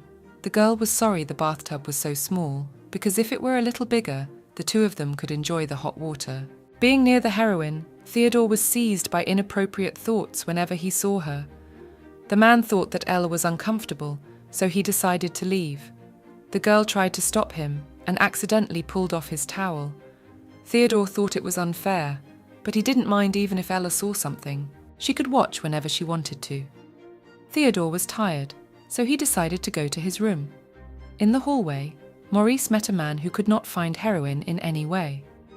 Theodore confessed that the girl was in the bath they had taken together. Maurice was surprised, but calmly accepted it.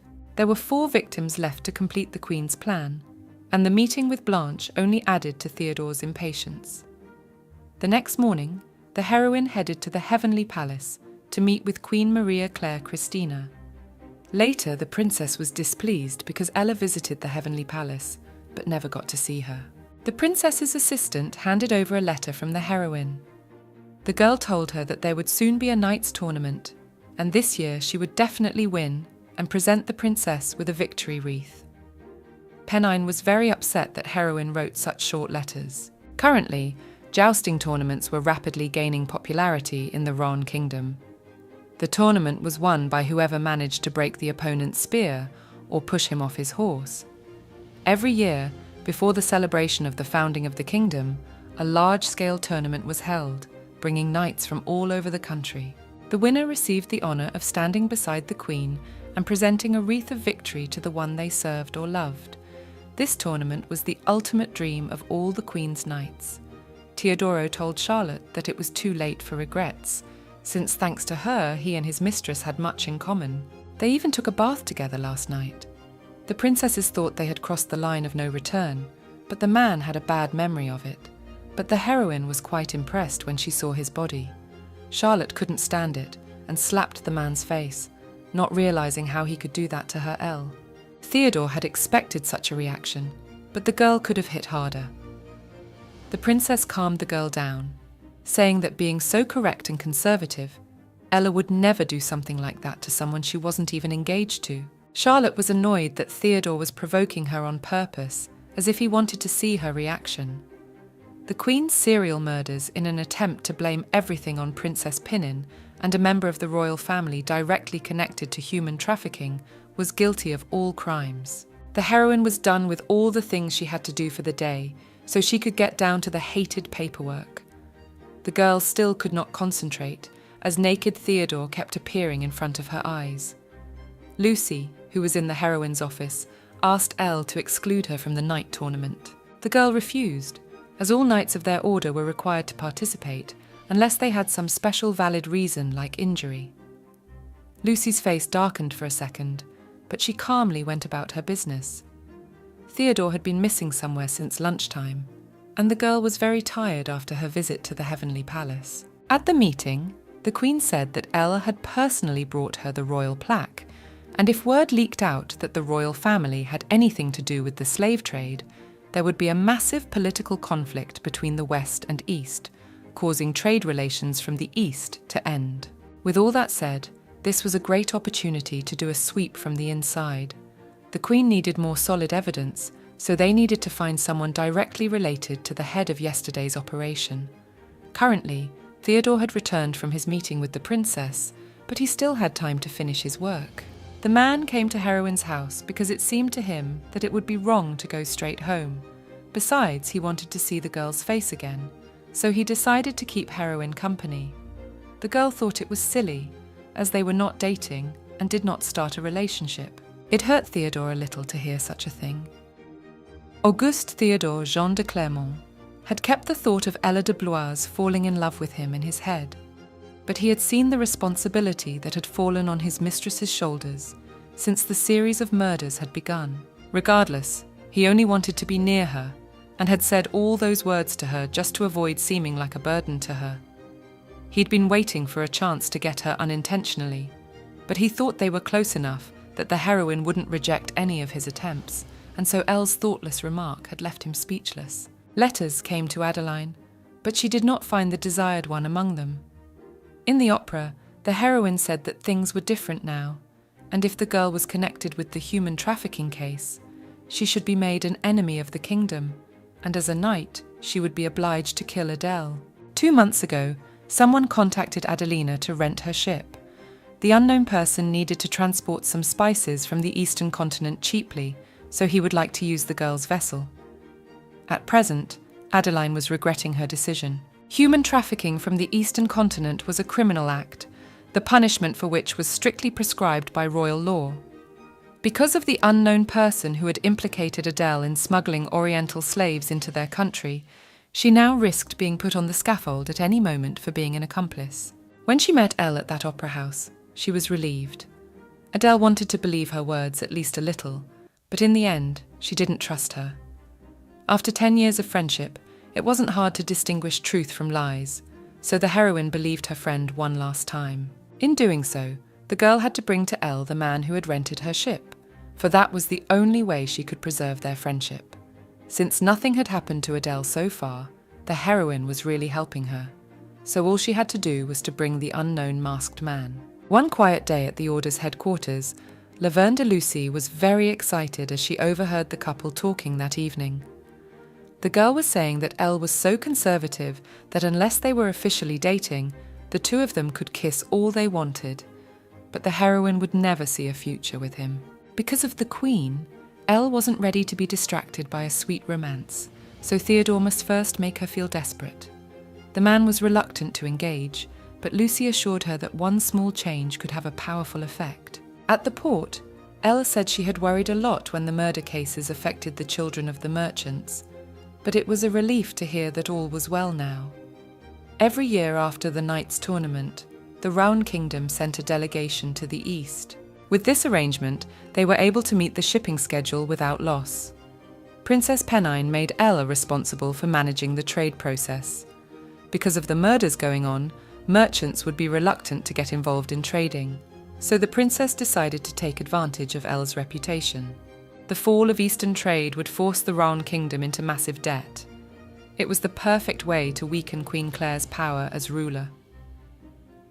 There was a brief lull right now, so Theodore would have liked to enjoy this short respite, but there was a heavy weight on his heart. The heroine thought that the man was trying to take her hand, but Theodore pulled her away, saying that he was never interested in tournaments because he did not need money or fame, but a knight who values his honor. So the man thought that the girl would present a victory wreath to the princess. Theodore knew that Lucy's approach was not for him, so suddenly he reached out to the girl to kiss her. The future, where Elle would win this year's tournament, was not destined to happen, because one day, Heroine lost control of her horse and was thrown out of the saddle. For the man, everything froze the moment the heroine died, but he tried to slowly move on, one step at a time. Theodore vowed to ensure Ella won the tournament, as he would always be by her side. Blanche was visited by a subordinate who asked him to take care of the manuscript. Suddenly, the man had a visitor, and the man was not particularly surprised when Theodore came to see him.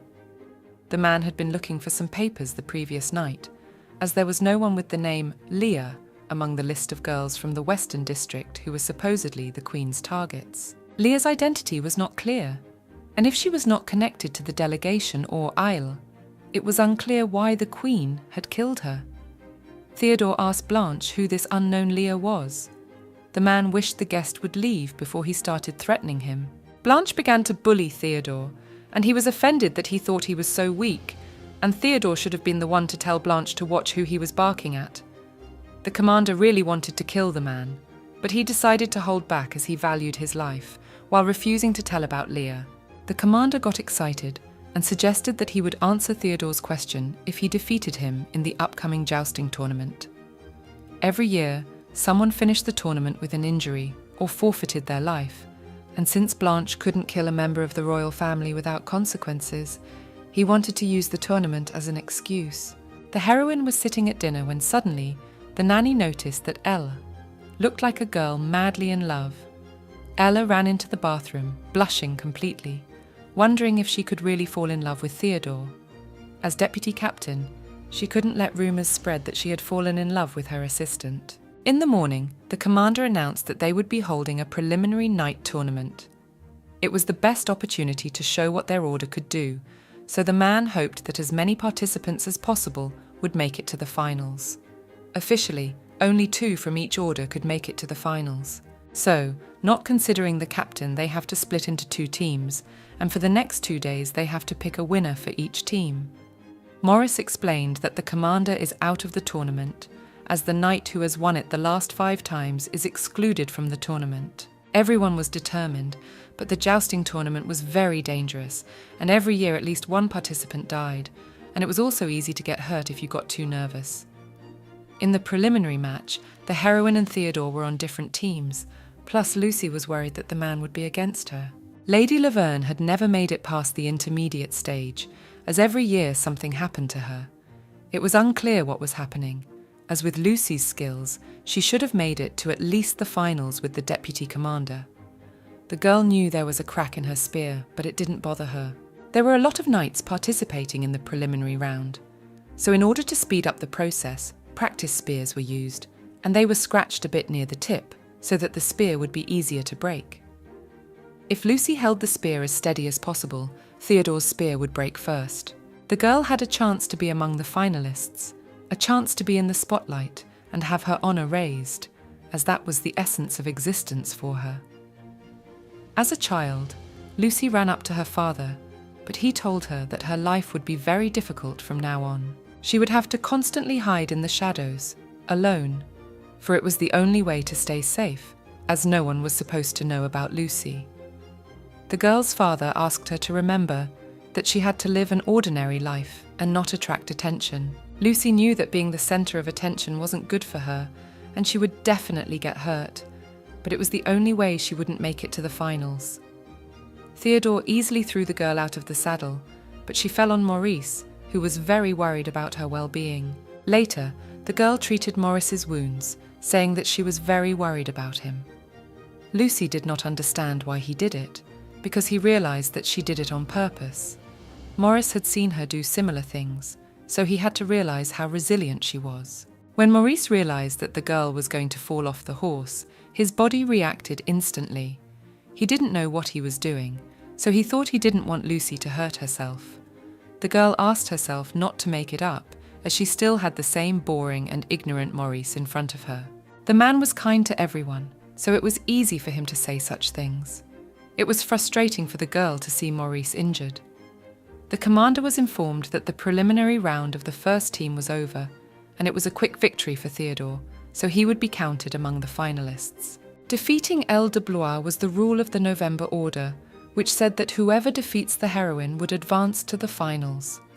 The girl didn't want to mess around with everyone for long, so she ordered 10 people to attack her at once, but in the end, no one ever broke her spear. During the rest, the girl was surprised that Theodora had gone without her for lunch.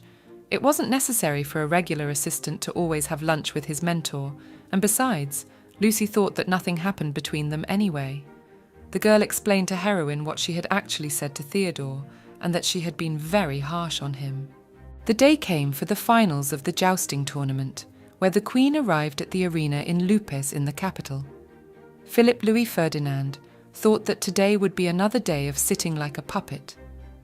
The Queen asked the princess to calm down, for she had said many times that during such events one should show one's best self. Near the knights' tents, the arena workers saw André for the first time.